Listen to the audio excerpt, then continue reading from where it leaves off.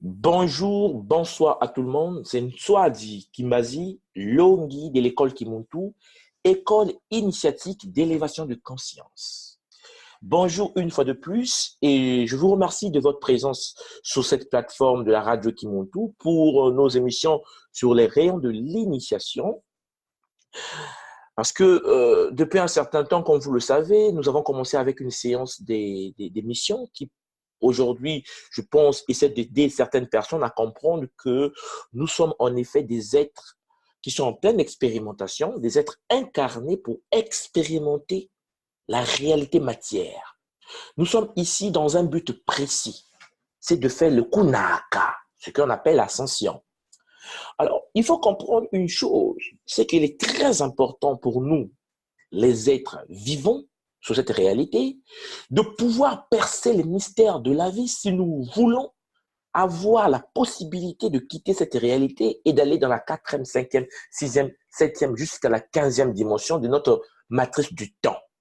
Parce que contrairement à ce que l'on peut imaginer, la réalité dans laquelle nous vivons, qui est la 3e dimension, est une réalité parmi d'autres réalités. Il existe plusieurs réalités et nous faisons partie de la 3e dimension sur une bande de fréquence dans cette réalité qui est la 3D. Il existe d'autres bandes de fréquences. J'ai reçu beaucoup de questions concernant cette 3D parce que les gens me disent oui, mais comment se fait-il que tu nous dis que nous sommes dans la 3e dimension, sachant que voilà, il n'y a pas autre chose que l'univers dans lequel nous vivons. Non, pas du tout. Il existe d'autres univers. Il existe d'autres Nza. Hein?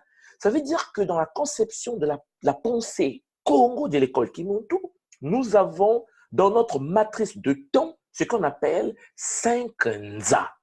Le Nza NTT, ce qu'on appelle le premier Nza, donc le premier cosmos. Le Nza Zolé, 2e cosmos. Le Nza Tatu, 3e cosmos. Le Nza Ya, 4e cosmos. Et le Nza Tano, le 5e cosmos. Et dans chaque cosmos, vous avez 3 Ns.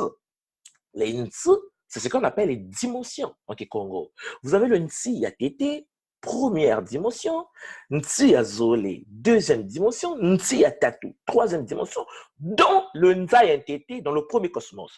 Qu'est-ce que j'essaie de vous dire? Ce que j'essaie de vous dire, c'est qu'il existe plusieurs matrices de temps.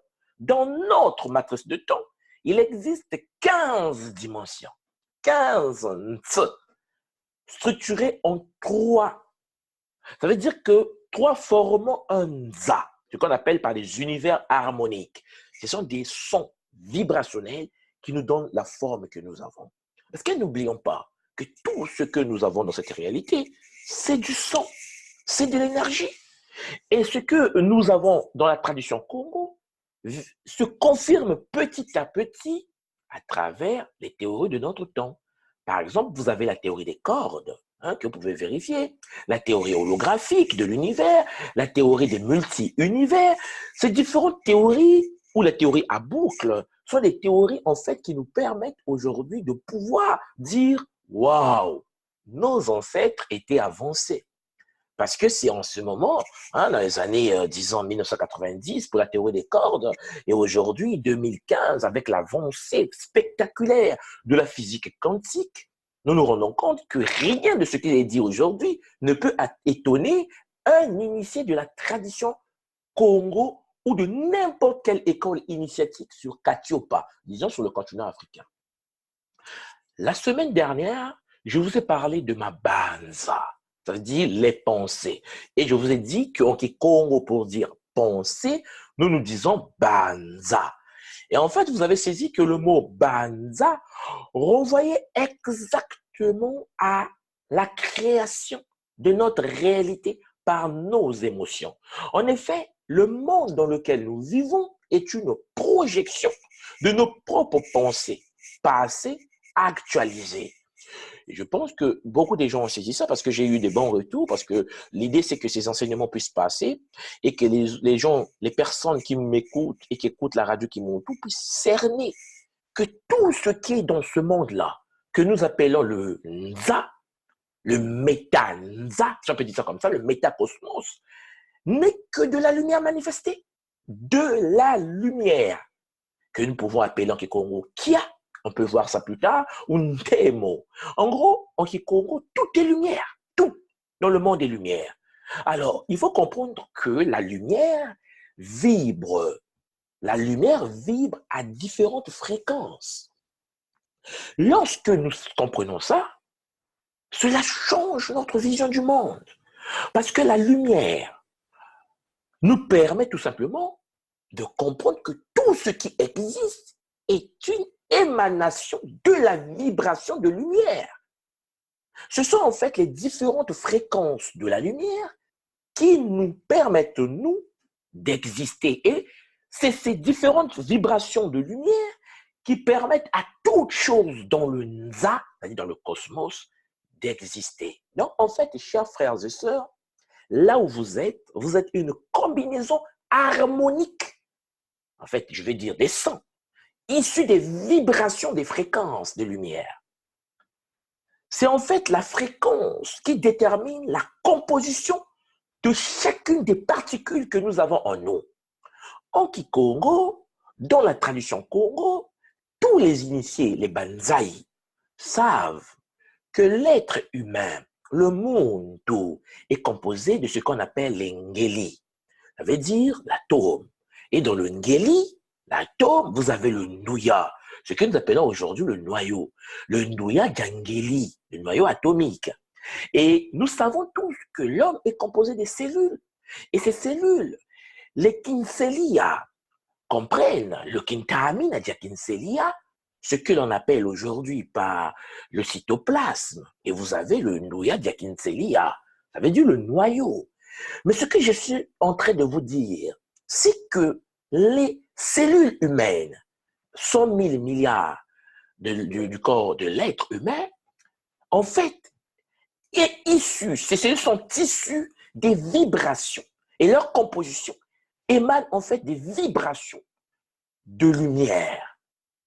Vous comprenez que ça devient très intéressant de comprendre que puisque nous sommes issus d'une vibration de lumière, il faut comprendre que toute chose est lumière, alors nos pensées à nous, banza, constituées des particules de lumière. C'est vrai que nous ne sommes pas à l'école Kimuntu où nous essayons de détailler les choses en long et en large parce que nous sommes sur une radio. Ici, le but, c'est de pouvoir permettre au plus grand nombre de comprendre des choses que les autres apprennent en profondeur à l'école Kimuntu. Mais il faut comprendre que lorsque nous essayons de modeler, par exemple, la fréquence de la lumière, nous pourrions modeler la fréquence des particules. La fréquence des particules qui nous composent. Et les particules, en fait, qui composent le Nza, c'est-à-dire qui composent l'univers, le cosmos dans lequel nous vivons. Et par conséquent, la matière. Parce que c'est la matière, là. La matière, c'est de l'énergie cristallisée. C'est de la lumière cristallisée. La lumière permet la vie. Et ça, nous le savons. Nous savons que les anciens de la vallée du Nil, la période pharaonique, savaient que Ntango, qu'on appelle aujourd'hui par Ra, ça veut dire le soleil noir, contrairement à ce que l'on peut imaginer, le soleil que nous avons là, notre soleil du système solaire, est une projection holographique d'un soleil central qui se trouve dans un autre univers et que nous on appelle Mamawandombe. Alors en gros, il faut saisir une possibilité très profonde. Le soleil là est noir et ce que nous voyons, c'est en fait l'émanation de sa vibration énergétique. Parce que en fait, la lumière issue du soleil donne la vie. Elle est le véhicule et la forme que prend chaque conscience. Chaque rayon de lumière est doté d'une conscience.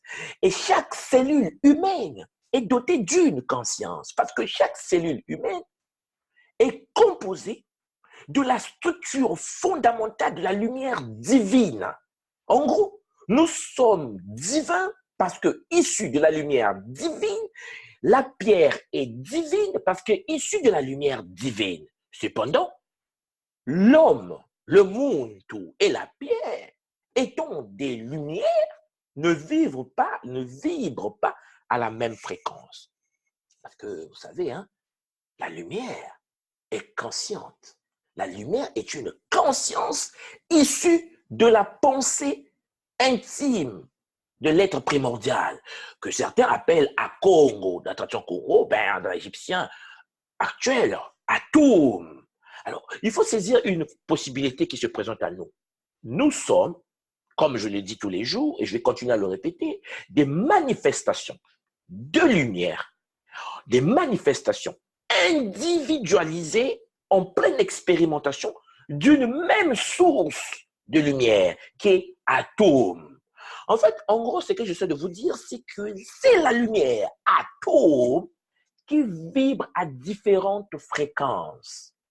Voilà. Et c'est ça. C'est en fait l'interaction entre les combinaisons de lumière en question qui donne l'illusion de la matière que nous avons. Et vous comprenez bien que la matière est composée des particules quantiques. Et donc, la matière, c'est de la lumière, mais que nous pouvons toucher parce que ça vibre à une certaine fréquence.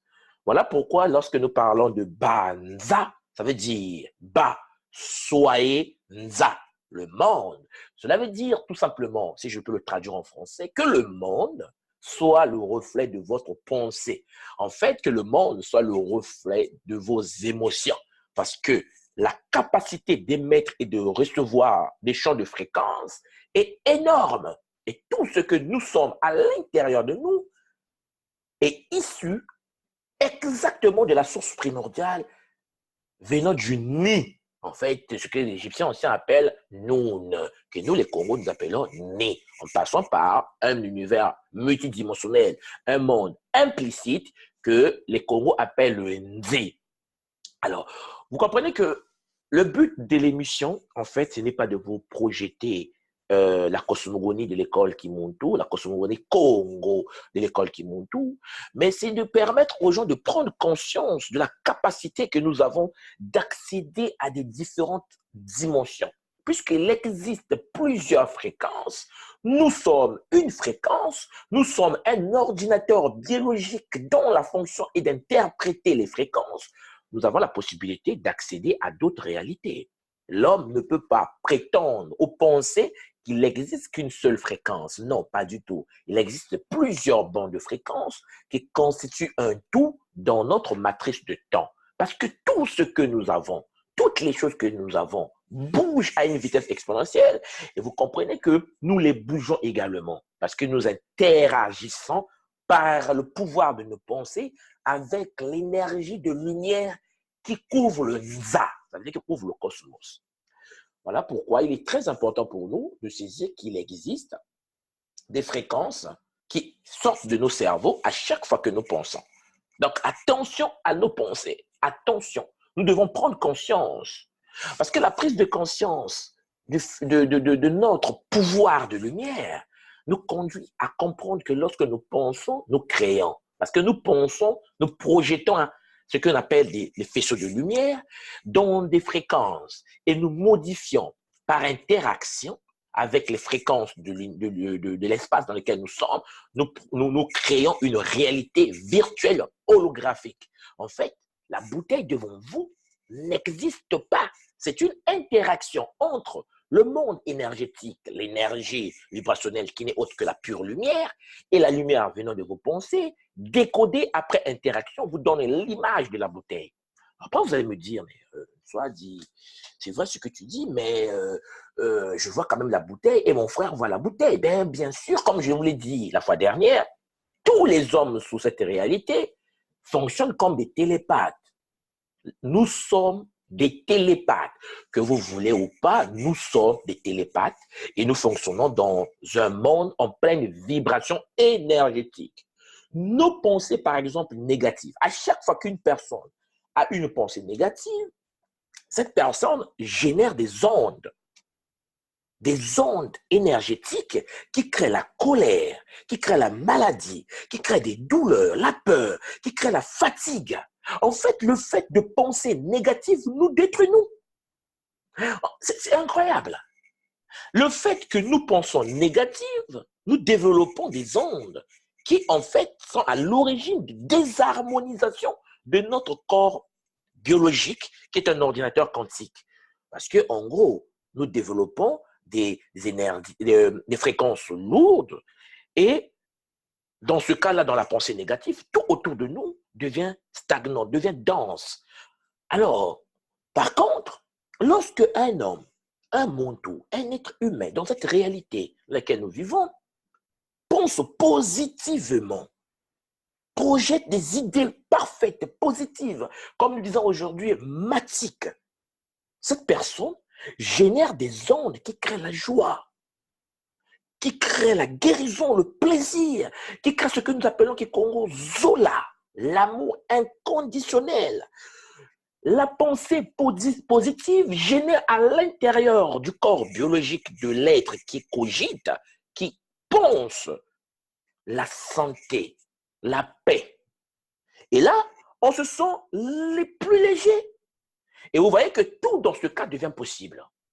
La possibilité d'être des créateurs infatigables est le résultat de nos pensées positives. La maladie qui nous arrive, la fatigue qui nous arrive, la douleur que nous ressentons est le résultat d'une combinaison énergétique de nos pensées négatives. Parce que dès que nous pensons négativement, nous nous connectons à la matrice déchue. Ça veut dire à un centre énergétique d'énergie positive, planétaire, cosmique, multidimensionnel. En fait, vous attirez autour de vous des énergies de la colère de l'univers. Est-ce que vous vous rendez compte du danger que nous avons lorsque nous émettons des énergies négatives? Voilà pourquoi nos pensées positives, en effet, projettent ce qu'on appelle des ondes à haute fréquence.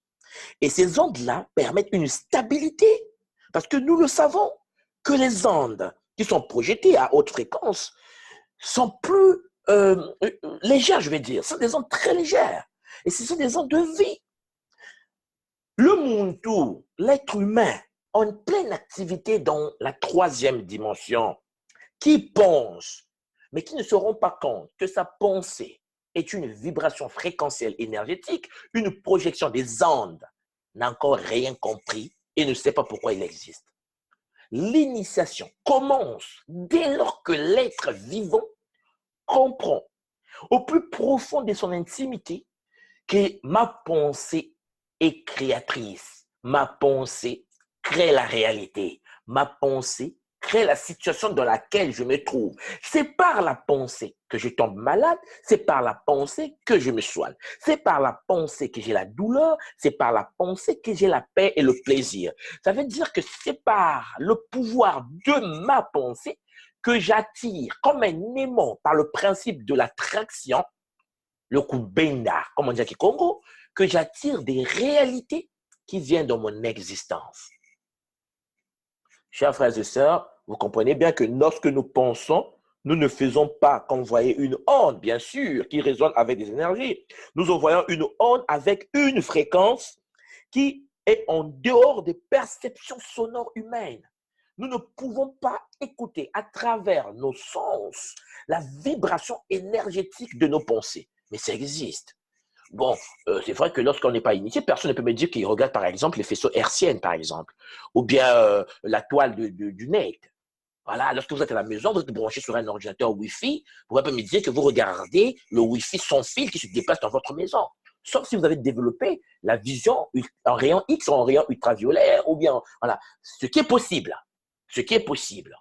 C'est pour cela que l'homme qui exerce, qui est en activité dans le Nza, doit comprendre ce pouvoir-là, le pouvoir de nos pensées. Parce que quand nous pensons, nous émettons des sons qui résonnent. Voilà, ça vibre, ça vibre. Et ça vibre, pourquoi? Parce que c'est en mouvement et la vibration en question est due à la connexion, à l'interconnexion, contact énergétique entre la pensée et l'énergie du Nza.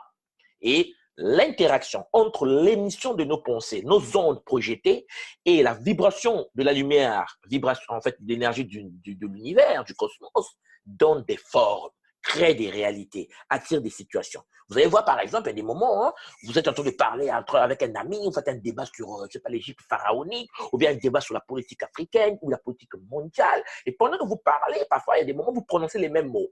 Pas mêmes mots. Vous dites, ah oui, on a la même idée. Oui, effectivement, la pensée se transmet. La pensée est une onde qui se déplace. Le cerveau humain est un décodeur, un récepteur et un émetteur de fréquences. Ça là, il faut que nous, en tant qu'êtres kamites, disons, des êtres multidimensionnels, nous puissions saisir la profondeur de ces choses dont je suis en train de vous dire.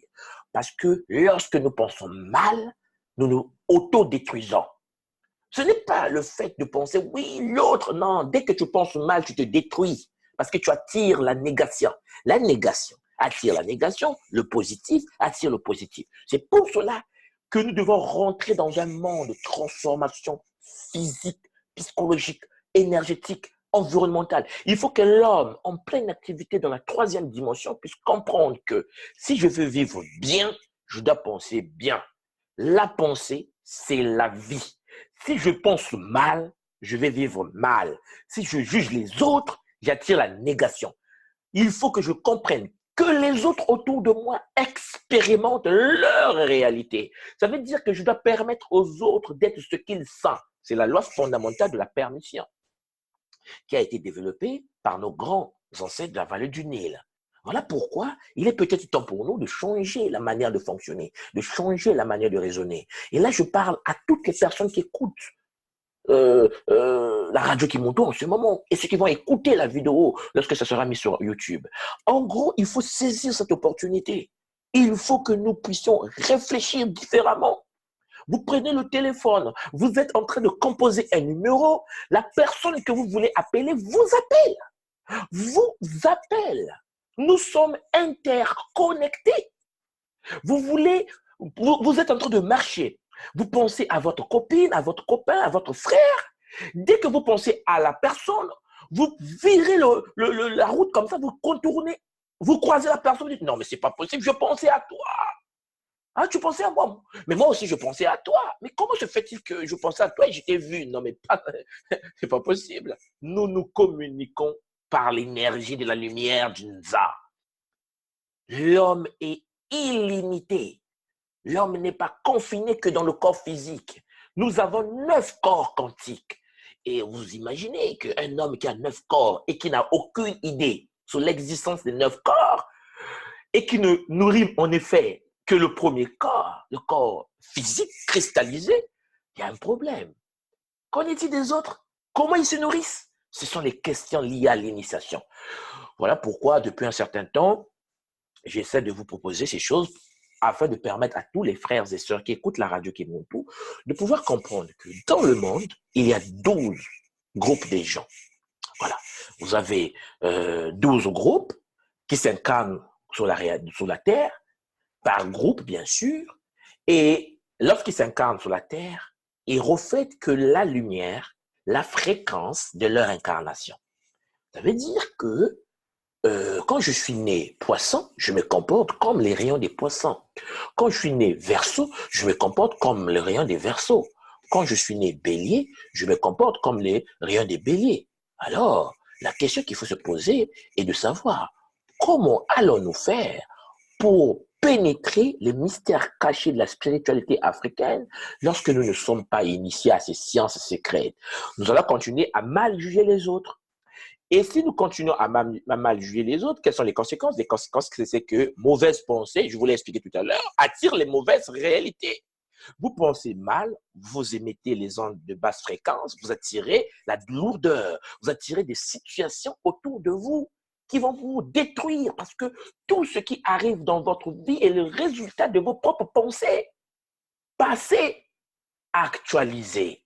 La vie présente, ce sont vos propres pensées qui ont été émises dans le passé que vous êtes en train de revivre. À chaque fois, à chaque seconde, à chaque tierce de seconde que vous cogitez, vous créez une réalité simultanément.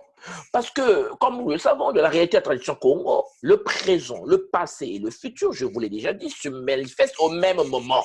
Ça veut dire que pendant que je vous parle, il n'existe qu'un présent perpétuel.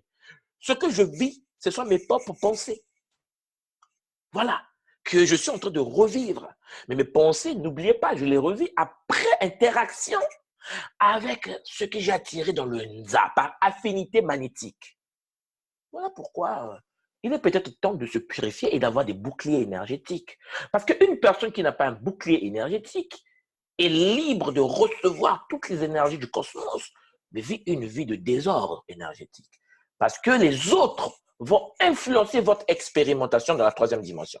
Et ça peut être très dangereux pour des gens en pleine expérimentation. Voilà pourquoi il est important pour nous de comprendre que la conscience que nous avons, c'est en fait de la lumière. Et la lumière, qui n'est autre que conscience. Et quand je dis lumière, je parle de l'information, je parle de la vibration. Alors, il y a une équation fondamentale que vous devez saisir, c'est la matière que vous voyez, ce n'est autre que la cristallisation de la lumière. Et la lumière émane de vos pensées, en fait de la conscience supérieure, le nœud, disons atome, qui est lui-même en train de penser et d'expérimenter votre réalité parce que vous êtes atome individualisé. Vous êtes l'énergie primordiale en pleine expérimentation. Malheureusement, certaines personnes n'arrivent pas à saisir que le Mamantoto, le Nza, Mamantoto, la terre-mère dans laquelle nous vivons, se trouve sous la domination de l'ordre iséfétique. Mais bon, c'est des choses que nous découvrons à l'école Kimontou, que nous traitons à l'école Kimontou, parce que écarté dans l'expérimentation. Le fait que nous sommes dans une prison qui a été établie par l'ordre iséfétique nous renvoie vers une ignorance totale de la réalité. Comment pouvons-nous vouloir fonctionner dans un monde dont les lois ont été perverties par des technologies iséfétiques installées par des êtres iséfétiques?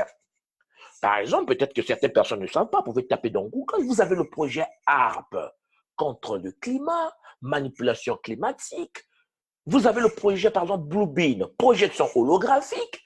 La fois dernière, je parlais à des frères. On parlait, par exemple, de la conquête des Anglais, par exemple, au Zimbabwe. Bon, je ne parle pas des bouquins qu'on a écrits par des chasseurs, parce que, comme nous le disons souvent, l'histoire écrite par des chasseurs, c'est de l'arnaque pure et simple. Mais je vous parle de l'histoire initiatique africaine, racontée par des initiés africains. Lorsque vous comprenez qu'on peut vous frapper une projection holographique d'un projet extraordinaire, d'une arme incroyable qu'on appelle Bluebeam, vous êtes en Afrique, vous avez la présence de votre ancêtre devant vous, ce n'est pas votre ancêtre. Une projection de lumière qui est frappée par des êtres de l'ordre iséfétique. Mais vous avez l'illusion de penser que c'est votre ancêtre qui vous parle. Lorsqu'un Africain, lorsqu'un être de la diaspora, lorsqu'un être humain sur cette planète n'arrive pas à saisir que nous sommes manipulés, contrôlés, frappés par un réseau de l'ordre iséfétique, des êtres qui sont à l'origine de la chute de l'Égypte pharaonique, contrairement à ce que les gens disent, contrairement à ce que les gens pensent, dans le sens où certaines personnes pour cette réalité pensent que l'Afrique, l'Égypte pharaonique, l'empire du Kémer, l'empire de toutes les grandes civilisations, toutes les grands centres spirituels sont tombés parce que, soi-disant, un occidental est venu frapper. C'est incroyable. Bon, c'est des choses que nous devons commencer à comprendre parce qu'il y a autre chose derrière.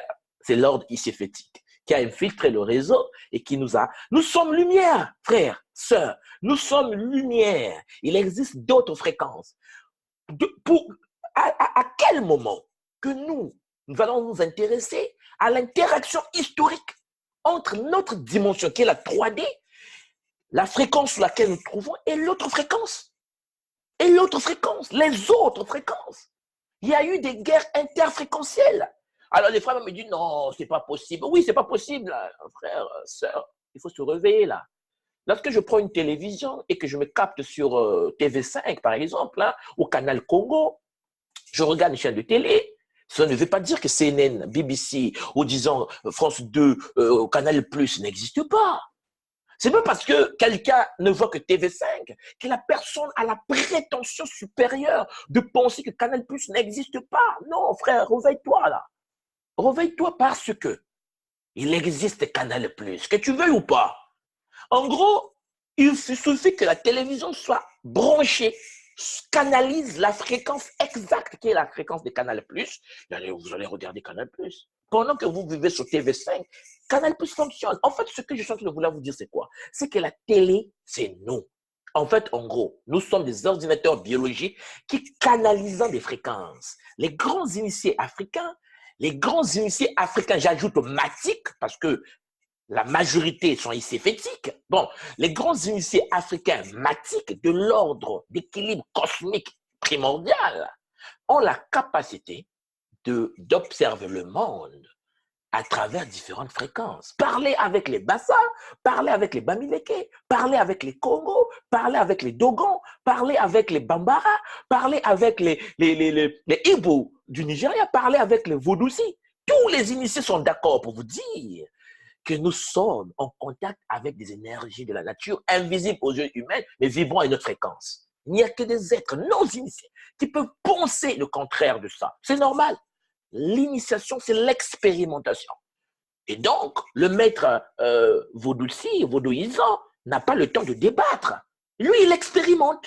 Il expérimente le fait qu'il existe d'autres réalités fréquentielles. Les zones initiées qui sont bloquées dans les livres écrits par des chasseurs vont pouvoir dire non, ça n'existe pas, c'est pas possible. Comment une fois il peut dire qu'il existe d'autres réalités sur Mamanto, toi, je ne veux pas de la terre là. Sur Terre, il existe des entités de la nature, des êtres invisibles, parce que leur corps à eux, ne projette que des particules invisibles à l'œil nu humain et impossibles à interpréter par un cerveau non initié. Donc, il faut l'installation des programmes informatiques adaptés dans le cerveau. Il faut télécharger, donc se faire initier, il faut télécharger des programmes adaptés. Pourquoi? Mais parce que, par exemple, l'homme qui pense qu'il n'existe que le spectre de lumière visible n'a encore rien compris parce que l'homme non initié n'observe que ce qui est visible à l'œil. C'est-à-dire que projeté par la lumière. Il s'avère que les rayons X existent, les fréquences radio existent, les rayons gamma existent. Qu'en est-il de ça? Qu'en est-il de ça? Aujourd'hui, nous savons que près de 95% de la matière, de l'énergie primordiale, pure, est invisible à l'œil humain et invisible et indétectable par la science actuelle. Et les hommes qui ne peuvent toucher, calculer, maîtriser que 5% de la réalité, pensent que la réalité, c'est les 5%.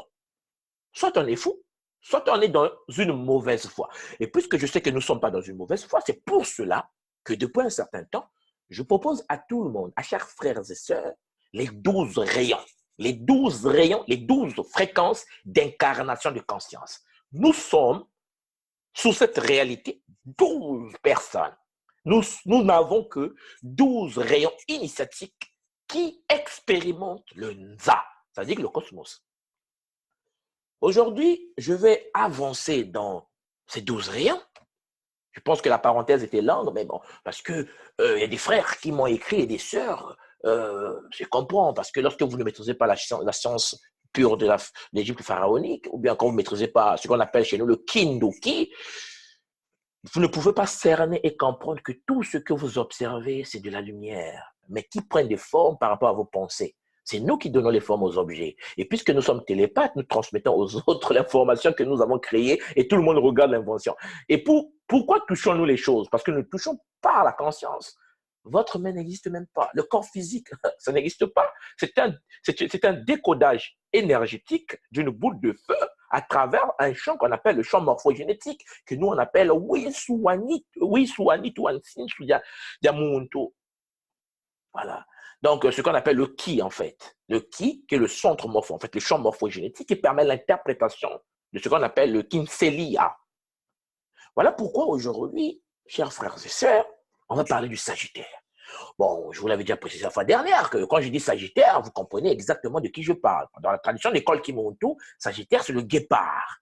Bon, puisque nous ne sommes pas à l'école Kimuntu, nous sommes sur une radio publique qui parle à des êtres qui ne sont pas peut-être à l'école Kimuntu, parce que ceux qui sont à l'école Kimuntu ont accès à des informations sur ces enseignements. Mais bref, ce que je vais dire, c'est que nous parlons du guépard, la tradition africaine primordiale, de l'école Congo, de l'école Kimuntu, des traditions Congo, je précise. Alors, c'est le Sagittaire. Le Sagittaire, c'est le guépard. Alors, le Sagittaire, c'est un signe de feu. Ça, il ne faut jamais oublier ça. C'est la chaleur. Parfois, c'est la sécheresse. Le Sagittaire est un signe masculin. Alors, il faut comprendre que c'est un signe mutable. Ce n'est pas fixe, c'est mutable. Un Sagittaire mute. Un Sagittaire est capable de changer. Contrairement au lion qui a une position de fixité. Le lion, quand il a une position, il ne veut pas changer. Il faut vraiment le convaincre. Et même quand tu le convaincs, tes pensées deviennent ses pensées. Il te prouve que ce sont ses pensées. Ça, on avait déjà vu ça. Par contre, le Sagittaire, lui, il est mutable. Bon, la planète d'exercice du Sagittaire dans le monde cosmologique aujourd'hui, c'est le Jupiter, hein, la planète qu'on appelle Jupiter. Et puis, bon, un initié Sagittaire, ah là, c'est intéressant. Un initié Sagittaire est généreux, très généreux. Il est optimiste, il est très perspicace. Voilà, là, c'est lorsque l'homme est dans son état pur. Mais bon, lorsqu'il est rempli de l'ordre, il s'est fait, ça veut dire que lorsqu'il est non initié, lorsqu'il est désordonné, lorsqu'il vit une vie antimatique, ben écoutez, vous comprenez que le Sagittaire est très négligent. Très, très négligent. La chaussette de l'autre côté, le pantalon sur le lit là-bas, la maison est désordonnée, il est très négligent. Il n'y a pas de programme de vie, il mange comme un... Voilà, ça veut dire que il n'y a pas de l'ordre, en fait. Et en plus, il est peu diplomate, très peu diplomate. Le Sagittaire, c'est quelqu'un, quand tu parles avec lui, tu l'énerves, ben, il s'arrête. Il s'arrête, il coupe, il dit, bon, écoute, on n'est plus amis. Bon, c'est comme ça, j'ai décidé. Non, mais attends, non, non. C'est un Sagittaire. Il n'est pas diplomate. Mais là, je parle de Sagittaire antimatique, vous comprenez bien. C'est des gens qui n'aiment pas vraiment faire de la diplomatie. Quand il, voilà. En plus, il est très imprudent, le Sagittaire. Antimatique. Par contre, quand il est équilibré énergétiquement, il est généreux. Voilà. Optimiste. C'est un être très perspicace, très équilibré. Mais bon, c'est le Sagittaire. N'oubliez pas que ce signe-là, qui est le signe du guépard, hein, le Sagittaire, possède plus d'un tour dans son sac pour rebondir. Vous pensez que le Sagittaire, vous l'avez terrassé, vous n'avez rien compris. Le Sagittaire, c'est l'entité qui rebond, qui fait un rebond. C'est l'entité dont, pendant que vous pensez qu'il est tombé, il va plus se relever, il se relève toujours. C'est l'homme qui a des projets qui tournent dans la tête. Il veut attaquer. Bon, je précise tout simplement que les cuisses, c'est leur point faible. Souvent, les problèmes des cuisses, des Sagittaires, ça fait mal, bon, vous comprenez un peu. Alors, dans le monde des relations avec les autres, le Sagittaire, lui, c'est un être qui est vraiment en opposition avec le Gémeaux.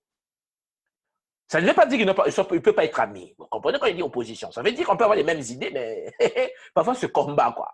C'est ça le Sagittaire. C'est ça. En fait, le Gémeaux est souvent l'être qui veut concurrencer le Sagittaire.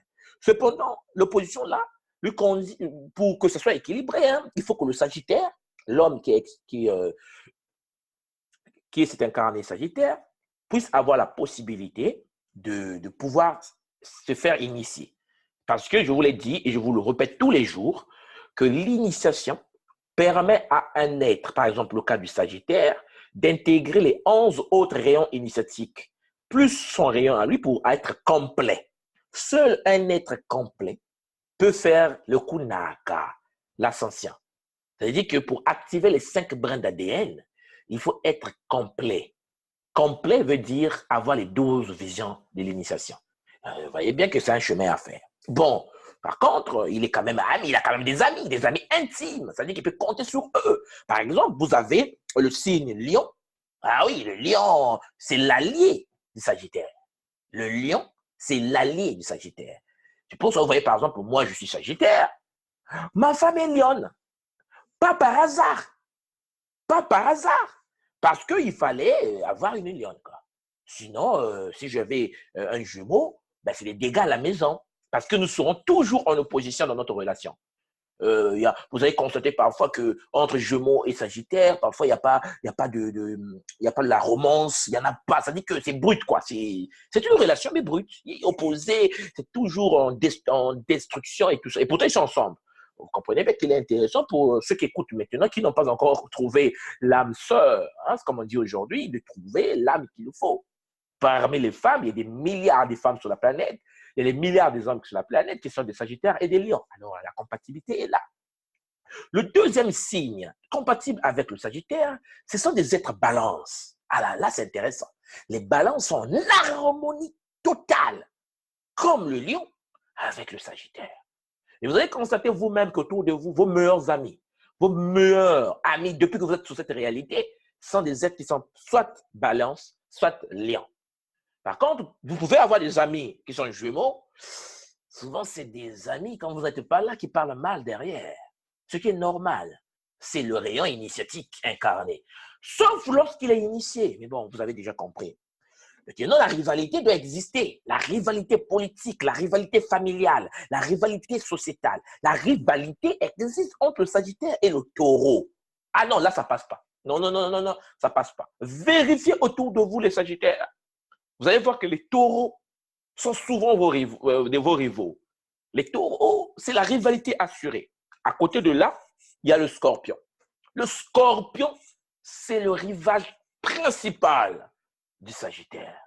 Parce que je pense que vous le savez, lorsque vous avez un Scorpion qui est en pleine activité, parce que n'oubliez pas que le Scorpion, c'est l'homme, hein, c'est l'homme, la femme qui est là, qui veut s'affirmer sensuellement. Il y a une certaine rivalité avec le Sagittaire. Une rivalité de sorte que pouvaient être les amis les plus intimes. Le Scorpion, c'est l'être qui va se positionner en opposition. En fait, il va vouloir être meilleur que toi. Il va vouloir te dominer. Le Sagittaire, c'est l'homme qui va prouver au Scorpion que, en fait, on est amis, mais tu sais, je suis plus que toi. C'est des choses incroyables. C'est la rivalité incroyable. Parce que quand je parle de rivalité, ça ne veut pas dire que vous n'êtes pas amis. Non, non, non. On a des amis Sagittaires, des amis Verseau, on a des amis Gémeaux, tout le monde. On a tous les amis. Mais vous allez voir que le comportement que vous avez face à un Scorpion et un Taureau, ce n'est pas la même relation que vous avez avec un Lion et une Balance. Sauf si le Lion est non initié, et sauf si la Balance est non initiée, donc ils vont manifester que leur côté, il s'effétique, donc leur côté de désordre. Le but ultime du Sagittaire, c'est la libération des consciences. Alors, vous saisissez bien que libérer les consciences, c'est la base même de la vie du Sagittaire. Libérer, se libérer lui-même et libérer les autres dans le même sens. Et vous comprenez pourquoi il y a l'école qui monte tout.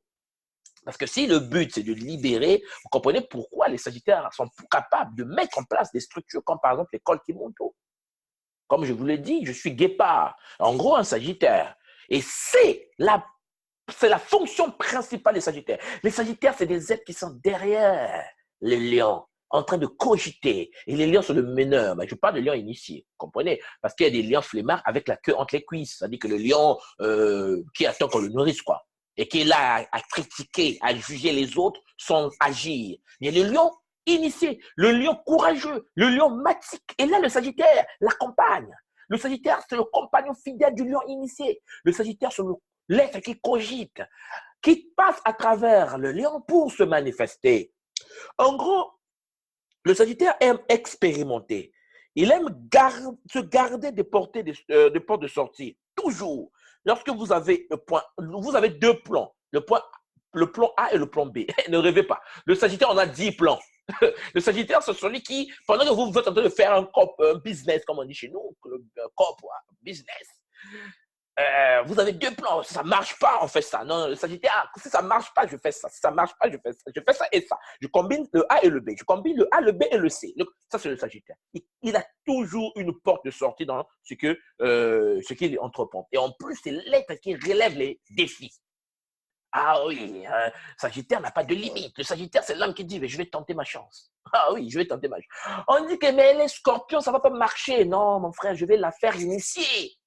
Ça dit que, en fait, le Sagittaire se lance dans la vie d'une femme ou d'un homme scorpion, sachant qu'ils sont dans la rivalité énergétique, dans le but de faire initier la personne, et le Sagittaire arrive. Le Sagittaire arrive à dompter l'énergie du scorpion et de vivre avec en harmonie. Ou bien de dompter l'énergie du taureau et de vivre avec en harmonie. Parce que, comme je vous l'avais dit, le taureau, c'est le bling-bling. C'est la propriété incarnée. C'est des gourmands. Hein, bouffer là. Le taureau, c'est l'homme. Quand il est assis, il mange, il mange, il mange. C'est le taureau. Le taureau, c'est le taureau, quoi. Vous comprenez? C'est le forceur. C'est rare que le taureau cogite souvent pour faire des choses. On a vu ça la fois dernière. Mais je parle de taureau non initié. Hein, parce que vous voyez bien que toute chose a un équilibre. Et l'équilibre, c'est l'initiation. Par contre, quand vous prenez un guépard, disons, je veux dire un Sagittaire, il déteste se soumettre à l'autorité. Les Sagittaires n'aiment pas des gens qui les imposent des lois, qui les imposent des choses. Il aime se plier à des horaires. Ah, souvent, les Africains arrivent en retard ou les Noirs arrivent en retard au rendez-vous, mais testez les Sagittaires, vous n'allez pas comprendre. Hein. Les Sagittaires, c'est des gens qui sont là, ils veulent que vous puissiez dépendre d'eux. Quand ils sont antimatiques, bien sûr. Et puis, bon, ces êtres-là ils détestent de se renfermer, puisque vous savez que les Sagittaires aiment découvrir. Hein? Ils aiment parcourir le monde. Ils aiment découvrir les choses. Bon, comme je vous l'ai dit, je suis ici du Sagittaire, donc je suis quand même bien positionné pour bien comprendre le signe du Sagittaire, parce que je suis moi-même Sagittaire. Vous allez voir, par exemple, de l'Afrique, ben, il fallait que j'aille en Chine. De la Chine, il fallait que j'aille en Europe. De l'Europe, je suis au Canada. En fait, c'est le Sagittaire, quoi. Je voyage. Ah, c'est ça le Sagittaire. Là où les gens ont des difficultés à percer les frontières dimensionnelles, les frontières des territoires, le Sagittaire passe. Le Sagittaire n'a pas un problème de visa. Le Sagittaire fait un dossier, ça passe. Parce que le Sagittaire est un grand... Dans le temps, les Sagittaires, c'est des marins. Ah oui, c'est des grands marins. C'est des gens qui contournent le monde. Et ça, c'est des grands marins de l'Égypte pharaonique. Les grands initiés de la période égyptienne étaient des grands Sagittaires, des guépards. Parce que vous savez comment le guépard court. Je pense que c'est peut-être... Il est plus rapide que le léopard. Il est plus rapide que le lion, le guépard. Et le guépard, c'est pas n'importe quoi, l'animal. Bon, en gros. Donc, chers frères et sœurs, si vous cernez bien ce que je suis en train de vous dire, c'est que ce signe de Sagittaire est un signe qui est très intéressant. Très, très intéressant. Puisque c'est un signe de feu. Vous comprenez que l'enjeu psychologique fondamental du Sagittaire, psychologiquement, c'est de découvrir qu'il existe d'autres valeurs en élargissant son champ de conscience habituel. Le Sagittaire, psychologiquement, veut connaître, veut savoir. Les Sagittaires, ce n'est pas des gens limités dans un coin et qui se disent que non, en fait, j'attends. Non, le Sagittaire veut savoir. On dit que c'est de la sorcellerie. Je mets le doigt. Je mets le doigt. T'as peur? Oui, laisse-moi faire et tu vas voir. Le Sagittaire. Après, il meurt. Il dit, ah, il est mort. Oui, mais c'est ça le Sagittaire. Le Sagittaire, sa dimension psychologique, c'est de découvrir d'autres valeurs en élargissant son champ de conscience habituel. Je me souviens encore quand je suis parti en Chine, quand j'ai quitté mon pays, le Congo, et que je me suis retrouvé à Pékin, à Beijing, il fallait découvrir la langue chinoise, il fallait découvrir le Hanzi, c'est les caractères chinois, il fallait parler la langue, c'est la découverte, il n'y a pas de limite pour un Sagittaire, il fallait lire Confucius en chinois. Et c'est beau quand tu es du signe de Sagittaire, mais quand tu es Sagittaire initié, un Sagittaire non initié, vous comprenez bien que ça devient frustrant parfois parce qu'il est très négligent, et quand tu es négligent, rien ne peut marcher dans ta vie. Hein? Le Sagittaire, dans l'initiation suprême, est optimiste. Les Sagittaires font partie des gens qui pensent que l'Afrique, le monde, les gens vont s'en sortir initiatiquement. C'est pour cela que vous voyez j'ai mis en place l'école Kimuntu, parce que je crois à l'homme, je crois au monde tout. Je crois que les hommes ont des capacités illimitées. Et je pense que même la personne la plus désordonnée de l'univers peut apprendre. Parce que, en fait, nous sommes des êtres optimistes. Les Sagittaires, c'est ceux qui croient que tout est possible, ça peut marcher. Le pessimisme, je ne sais pas ce que c'est. Ah oui, les Sagittaires ne savent pas. Le guépard, non, pas possible. Nous croyons que tout est possible. Et il suffit de mettre une certaine volonté. C'est pour cela que la voie initiatique du Sagittaire, le guépard, c'est se libérer de ses certitudes pour s'ouvrir aux réalités de l'esprit. Parce que le fait que psychologiquement, nous voulons tout connaître et nous sommes tellement optimistes que nous croyons que nous sommes parfois supérieurs aux autres. Et ça, c'est dangereux. C'est dangereux pour le Sagittaire. Voilà pourquoi sa voie initiatique, c'est de se libérer de ses certitudes. Attention. Ah oui, oui, tu es intelligent, tu es brillant, c'est Sagittaire, mais attention.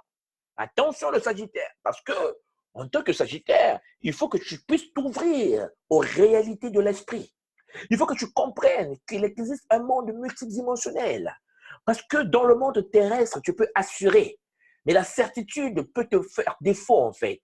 Tu peux te limiter en fait à voir que le monde dans lequel tu vis. Le Sagittaire, quand il perce le monde spirituel, il peut aller très loin et très très loin. Et vous allez comprendre que lorsqu'il se lance sur le plan, par exemple, d'une recherche, il approfondit. Le Sagittaire, c'est souvent des gens qui ne finissent pas ce qu'ils ont commencé. Ils touchent tellement aux choses, ils touchent, et ils n'arrêtent pas. Voilà. C'est pour cela qu'il faut qu'ils soient planifiés. Il faut qu'ils puissent rentrer dans le monde de l'esprit. Et le monde de l'esprit, c'est le monde de l'ordre matique. Voilà pourquoi il est très intéressant et très encourageant à des Sagittaires de pouvoir se canaliser, de pouvoir se structurer. Parce que sur le plan psychologique, comme je venais de vous le dire tout à l'heure, le signe du Sagittaire incarne sur l'être qui a ces capacités-là une aptitude à découvrir d'autres valeurs en ouvrant son champ de conscience à des principes plus universels et à des horizons plus vastes. astrologiquement, le Sagittaire n'a pas de limite, c'est pas possible. C'est un être qui bouffe la connaissance, qui bouffe l'information. Il veut connaître, c'est la curiosité du Sagittaire, qui parfois peut faire défaut, qui parfois peut nuire à cet être-là. C'est pour cela qu'il est toujours associé à un élargissement de la pensée, donnant lieu à l'élaboration des vastes concepts. C'est pour cela que vous voyez par exemple qu'à l'école Kimoto, nous traitons de la physique quantique, nous parlons des champs morphogénétiques, nous parlons de la géométrie sacrée. Ça, c'est le Sagittaire. Nous sommes issus de la tradition Congo. Nous réactivons la tradition Congo à travers la connaissance spirituelle de notre temps. Ça, c'est le travail du Sagittaire. Le Sagittaire est un être très, très stable quand il est initié. Enfin, il peut éveiller un vif attrait pour la découverte des pays étrangers. Je vous l'ai déjà précisé. Il voyage beaucoup. Il a le goût de l'aventure. En outre, cette capacité à voir grand confère toujours une nature de confiance en lui. L'optimisme, une volonté d'expansion. C'est pour cela que le guépard, le Sagittaire, affirmera sans détour ses idées et ses ambitions. Il va dire que moi, je peux et je vais arriver. Ça, c'est le Sagittaire. Et parfois, vous allez voir qu'il sera fondamentalement un être de foi à qui rien ne semblera impossible. Mais quand vous comprenez ça, vous devez en effet d'abord passer sur le principe de l'initiation. Parce que le Sagittaire, quand il n'est pas initié, ça peut être dangereux. Parce que parfois, il manifeste une incapacité à élever convenablement sa conscience vers des horizons plus vastes. C'est-à-dire qu'il devient un homme pedant, comme on dit. Il en résulte alors un sens de la démesure, une folie des grandeurs. Le Sagittaire veut montrer des choses, il veut montrer qu'il est là, l'orgueil indéchiffrable. Parce qu'en fait, puisqu'il est super guerrier, ben écoutez, alors je fais une parenthèse encore, ceux qui ont vu par exemple les séries japonaises des mangas des signes de zodiaque, vous voyez que lorsque Athéna est protégée par en fait, ces gardiens qui sont autour d'elle, vous voyez que Pégase, qui n'est autre que le centaure, en fait, le Sagittaire, est l'élément qui est proche d'abord d'Athéna et qui est là avec une volonté infaillible. Et vous allez voir que dans la cosmogonie, donc dans la pensée japonaise des mangas, il vous fait comprendre que on le tape, il devient plus fort. Ça, c'est Pégase, en fait, le Seiya, comme on l'appelle. On le tape, il se lève. Et là, le dragon dit, laissez-le. En fait, lui, quand on le tape, c'est là où il devient plus fort. Mais c'est quoi ça? Les coups donnés sur le Sagittaire le rendent plus fort qu'avant. C'est une puissance. Mais le problème, c'est que lorsqu'il n'est pas initié, ses réalisations sont rarement à la hauteur de ses projets initiaux. Lorsqu'il n'est pas initié, le bon déroulement de ces choses-là sont moins faciles que prévu parce qu'il a tendance à sous-estimer les difficultés. Il a tendance à dire, oui, je veux faire, en fait, c'est facile. Il ne dit pas qu'il est Sagittaire parce qu'il n'a même pas l'idée qu'il est Sagittaire, mais il sait qu'il est Sagittaire inconsciemment parce qu'il canalise l'énergie du Sagittaire.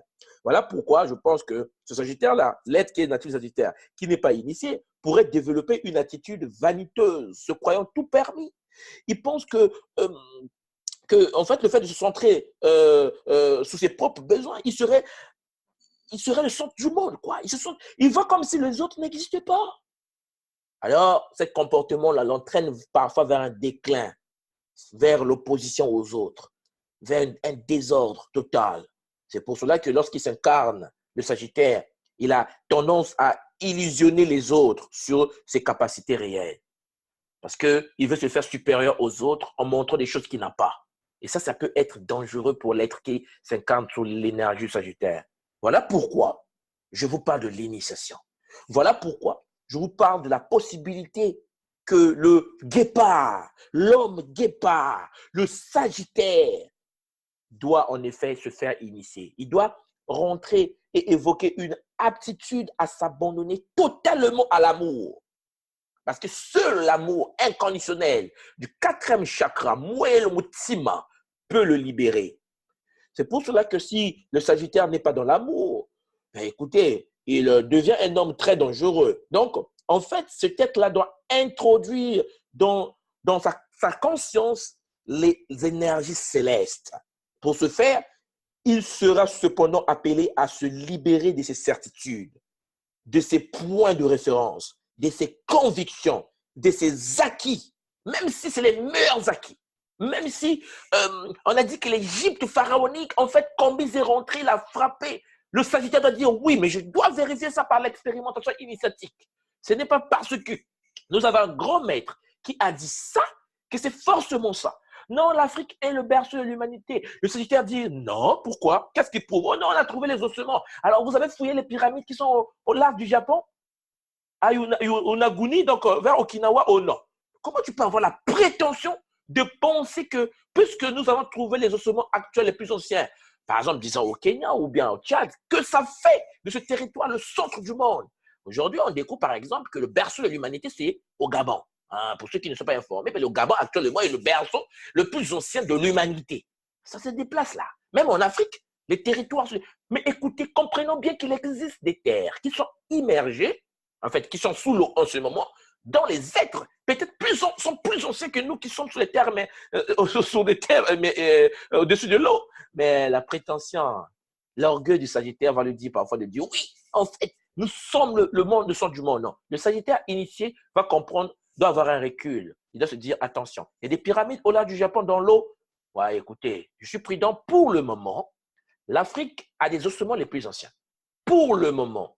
Ça veut dire que par rapport à la connaissance de notre temps, il s'avère que la tradition primordiale initiatique africaine nous enseigne que l'homme, Banabazolo, l'homme vient des constellations. Alors, vous voyez bien que l'initiation nous pousse à dire autre chose que le fait de trouver les ossements, par exemple, sur le continent africain, parce que les pyramides qui sont au large, par exemple, englouties au large de Cuba, on fait quoi avec?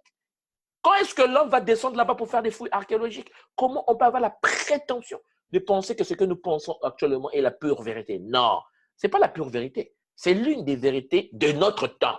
Parce que dans 50 ans, lorsqu'il y aura des tremblements de terre, lorsque les pyramides du Japon vont sortir de l'eau,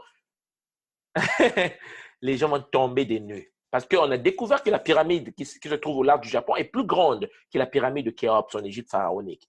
Bon, c'était une parenthèse. Donc, vous comprenez bien qu'il faut que le Sagittaire puisse se ressaisir parce que le fait que le Sagittaire doit comprendre que le fait de s'affranchir, le fait de pénétrer l'énergie supérieure, d'élever sa conscience, va lui permettre d'agir en conformité avec la loi matique. Et ça va lui permettre de participer à la progression de sa conscience divine.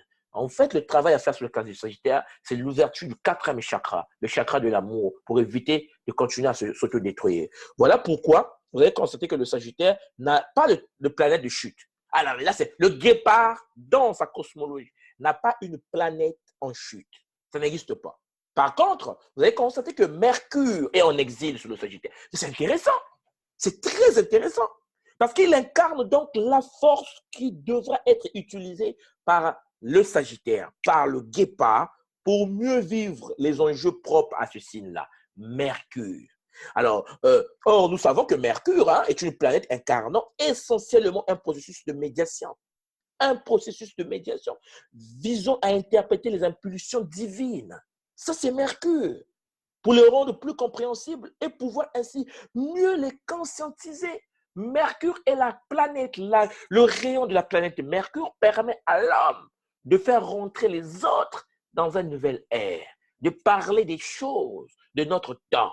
C'est pour cela que beaucoup des enfants incarnés dans l'âge du Verseau ont une énergie sagittaire.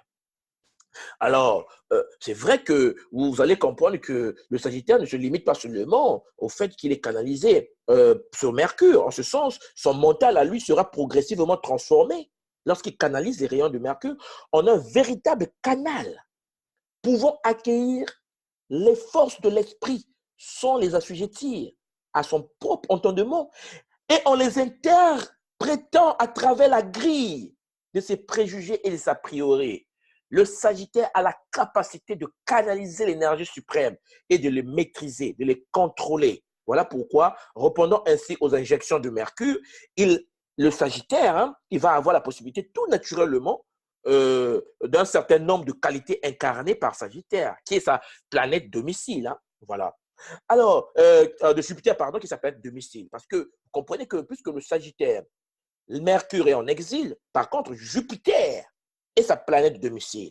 Et c'est la planète domicile, si vous vous souvenez, qui va permettre de montrer ce que va devenir un Sagittaire. Ça veut dire un homme capable d'incarner des énergies supérieures. Ainsi, cet être Sagittaire-là, qui est en plein exercice de sa vie, va développer notamment une aptitude de confiance, parce que canalisé par Jupiter, et de foi, qui lui va permettre d'exprimer diverses formes de volonté et de charité. Parce qu'il s'est fait initier, parce qu'il a compris comment ça fonctionne, parce qu'il a compris comment pénétrer la matière, parce qu'il a compris comment canaliser l'énergie de la planète en domicile, qui est la planète Jupiter pour lui. Parce qu'il n'a pas de planète en chute, il n'a pas, voilà, il n'a que la planète en exil, qui est Mercure, et la planète en domicile, qui est Jupiter. Vous voyez que quelqu'un qui canalise Jupiter et Mercure, c'est vrai que le lion canalise le soleil. C'est pour cela que je vous dis, on ne peut pas fonctionner sans les autres. Ce n'est pas possible. L'autre, vous avez besoin d'un lion, vous avez besoin d'un taureau, vous avez besoin d'un verseau, vous avez besoin des initiés, les 12 rayons de l'initiation pour construire un tout et avoir la possibilité de préparer le Kunaka, l'ascension. Donc, il est très intéressant pour nous qui sommes incarnés dans le signe du Sagittaire de pouvoir comprendre que seul l'amour, l'énergie canalisée du rayon de Jupiter peut nous aider. Alors, je précise une chose. Parce que souvent, les gens vont dire, mais soit dit Jupiter, peut-être que, est-ce que c'est vraiment la planète? Non, non, non. Quand on parle de l'astrologie, on ne parle pas de la planète de Jupiter que vous voyez, on parle des rayons initiatiques, c'est autre chose. C'est pour cela, quand je parle de Mercure, ce sont des rayons. Ce n'est pas la planète Mercure. Bon, c'est des noms qui, parfois, c'est pour cela que ceux qui sont à l'école Kimontu apprennent avec des mots africains. Parce que quand je dis Jupiter, c'est pour que les gens comprennent. Parce que quand les gens vont aller faire des recherches pour voir que, soit nous a dit que Sagittaire est connecté à Jupiter et à Mercure, au moins ils vont trouver Jupiter et Mercure, mais ça n'a rien à voir avec la planète physique que nous avons. Ce sont des rayons énergétiques, initiatiques très avancés qui en fait nous permettent d'avoir une stabilité énergétique. Voilà pourquoi vous comprenez qu'avec le Sagittaire, je peux parler du matin au soir, parce que c'est quelque chose, voilà, on peut parler des relations amoureuses du Sagittaire, on peut parler de ce qu'il est réellement, on peut parler des boulots qu'il doit faire, parce que ça c'est possible, hein, c'est possible, il y a certains boulots que le Sagittaire ne peut pas toucher, on peut parler ainsi de suite, ainsi de suite, ainsi de suite. Voilà pourquoi, par exemple, dans la spiritualité chrétienne, hein, dans l'initiale de la vallée du Nil, hein, mis en place par des êtres initiatiques des vallées du Nil, vous allez voir que le signe du Sagittaire a été représenté par Jacques le Mineur. Jacques le Mineur, qu'on appelait le frère de Jésus, vous voyez, hein, dans la Bible. Et Jacques le Mineur, en fait, lui, il représente en fait la colonne vertébrale de l'Église chrétienne initiale. C'est en fait, quand vous prenez Jacques le Mineur, vous allez voir qu'il est au même titre et en équilibre avec Pierre et Jean. Voilà, Jacques le Mineur, le Sagittaire. Alors, quand vous prenez Pierre, vous voyez ce que ça veut dire, Pierre, hein? Ça vous renvoie au lion. Et quand vous prenez Jean, vous savez ce que ça veut dire, Jean? On va voir tout à l'heure, ça renvoie au Verseau. Ça veut dire que le Sagittaire dans la Bible est en relation étroite avec ça. Alors, puisque nous sommes en train de vouloir comprendre ces choses-là en profondeur, je vais essayer de prendre ma Bible, parce que c'est vrai que quand je dis ça, les gens disent oui, une fois, dit bon, qu'est-ce qui prouve que le Sagittaire, qui n'est autre que Jacques le Mineur, est en effet important dans la tradition chrétienne, spirituelle, mystique. Alors, donc, là, dans la Bible, donc, je vais taper Bible, et puis, on va aller dans Galates, voilà, on va aller dans Galates chapitre 2, donnez-moi 2 secondes. Donc, Galates, voilà, j'ai trouvé Galates. Alors, je vais au chapitre 2 et puis je prends le verset 9. Alors, quand je vais à Galates 2, le verset 9, alors on nous dit, et ayant reconnu la grâce qui m'avait été accordée, Jacques, Céphas et Jean. Alors, écoutez-moi bien, chers frères et sœurs. Je suis dans Jacques, hein, dans Galates 2, verset 9. On dit Jacques. Alors, voilà, Jacques. Donc, Jacques, c'est le Sagittaire, je précise. Alors, vous avez Jacques. Vous avez Céphas. Alors, Céphas, c'est Pierre. Vous vous souvenez, hein? Voilà, le lion, le lion. Bon, donc, Jacques, Céphas, et vous avez Jean. Jean, c'est le Verseau, qui sont regardés comme des colonnes de l'Église chrétienne. Les colonnes, mais donnèrent à moi et à Barnabas la main d'association, afin que nous allassions, nous, vers les païens et eux vers les circoncis. Ils nous recommandèrent dans ce 10. Donc, en gros, ce sont des colonnes de l'Église chrétienne. Ils sont regardés comme des colonnes. Les 3. On n'a pas mis les 12 là. On vous cite les 3 piliers, mais ce n'est pas par hasard. Ah non, non, non, non, non, non, non, non, non. Ce n'est pas par hasard. Ce n'est pas par hasard qu'on met une relation entre Jacques, qui représente en effet le Sagittaire, avec surtout ses faces, le lion. Je vous ai dit tout à l'heure que le lion ne fonctionne qu'avec le Sagittaire. Mais là, je peux continuer comme ça. C'est-à-dire que je peux prendre le temps de vous montrer leur vie. Tout ce que l'on lit, ce sont des signes astrologiques, des démonstrations astrologiques. Et c'est très intéressant. C'est très intéressant parce que vous allez voir par exemple que ces êtres-là c'est des êtres très, très intéressants, les trois. Alors, le Sagittaire, lui, sur le plan symbolique, il incarne donc la foi qui habite la conscience. Et la conscience, dans le texte le christianisme, c'est le Jérusalem. Alors, je ne vais pas définir ce que c'est, parce que je vais m'envoyer un peu plus loin. Alors il fait participer l'être tout entier. Il fait participer ta vie. Il participe à la communauté. Et quand vous lisez les Actes des Apôtres, Jacques a une place très intéressante pour l'œuvre de l'Esprit. Plus encore, on admet traditionnellement dans le monde chrétien, qu'il fut l'auteur des épîtres de Jacques, la première des 7 épîtres catholiques. Bon, vous comprenez que c'est traditionnel, donc on ne sait pas si c'est ça. Mais bon, c'est important quand même que vous comprenez que Jacques en question, c'est quelque chose, c'est quelqu'un qui est très important. Parce que quand vous prenez l'épître de Jacques, voilà, quand vous prenez Jacques par exemple, Jacques chapitre 1, regardez, alors je vais prendre ma Bible, Jacques en question, chapitre 1. Voilà, je l'ai trouvé. Jacques, le chapitre 1, le verset 1. Alors, regardez, on nous dit ceci. Jacques, serviteur de Dieu et du Seigneur Jésus-Christ, aux 12 tribus qui sont dans la dispersion, salut. Et donc, en fait, c'est comme s'il avait une certaine importance dans l'Église. Et on commence par lui, Jacques, on écrit, en fait, alors il y a des débats sur ça, est-ce que c'est lui qui l'a écrit, est-ce que ce sont des initiés après qui l'ont écrit, bon, beaucoup disent que ce sont des initiés qui l'ont écrit après, mais puisque nous savons que ce sont des symboles spirituels, parce que quand je vous dis que Jacques l'a écrit, vous comprenez que je parle en effet d'un groupe des gens qui ont écrit ces épîtres-là, en fait, ce qu'on appelle les initiés, parce que Jacques personnifié n'a jamais été sur cette planète, même si certaines traditions disent oui, Jacques a existé parce que non, il est trop puissant, trop puissant. Lisez l'évangile de Jacques, vous allez aimer. Vous allez aimer parce qu'on parle des Sagittaires, en fait. C'est un Sagittaire en plein exercice. Donc, pour ceux qui m'écoutent, vous pouvez lire Jacques dans la Bible. Vous allez être étonné de voir votre comportement à l'intérieur d'un livre que tout le monde aujourd'hui critique, par exemple. Ce qui est normal parce que la non-initiation peut nous conduire à des erreurs catastrophiques et désastreuses. Alors, après le Sagittaire, ben, écoutez, je vais avancer, sinon on ne va pas s'en sortir. Nous avons le Capricorne. Alors, le Capricorne, extraordinaire, signe de terre, hein, tout ce qui est lié aux fruits. Le Capricorne est tempérament et nerveux. Ah là là là, ne provoquez pas. Le Capricorne, c'est vrai que ce n'est pas le taureau, mais bon, c'est le Capricorne. Il est souvent très froid. Lorsqu'il n'est pas initié, c'est très dangereux le Capricorne. Vous voyez par exemple son genre sur le féminin, parce que vous voyez que le Sagittaire sur le masculin, mais le Capricorne qui vient juste après sur le féminin. Mais lui, c'est un signe cardinal. Alors, le Capricorne, sa planète d'équilibre, c'est Saturne. Et vous comprenez que les êtres qui sont nés sous le signe du Capricorne, lorsqu'ils sont initiés, ils sont très disciplinés. Ah non, non, non. Vous voyez la discipline du Capricorne? Incroyable. Essayez de vérifier autour de vous des êtres Capricornes qui ont une certaine conscience évoluée. Vous allez être content parce que le Capricorne est vraiment très discipliné. En plus, il est très intègre. Bon, vous voyez que lorsque quelqu'un est discipliné et intègre, ça donne le bonheur. Parce que le fait que les Capricornes sont disciplinés et intègres, cela leur donne la possibilité d'être très, très déterminés. Le Capricorne, c'est quelqu'un quand il dit « je vais faire », non mais ne t'inquiète même pas. Tu peux aller dormir, il va faire.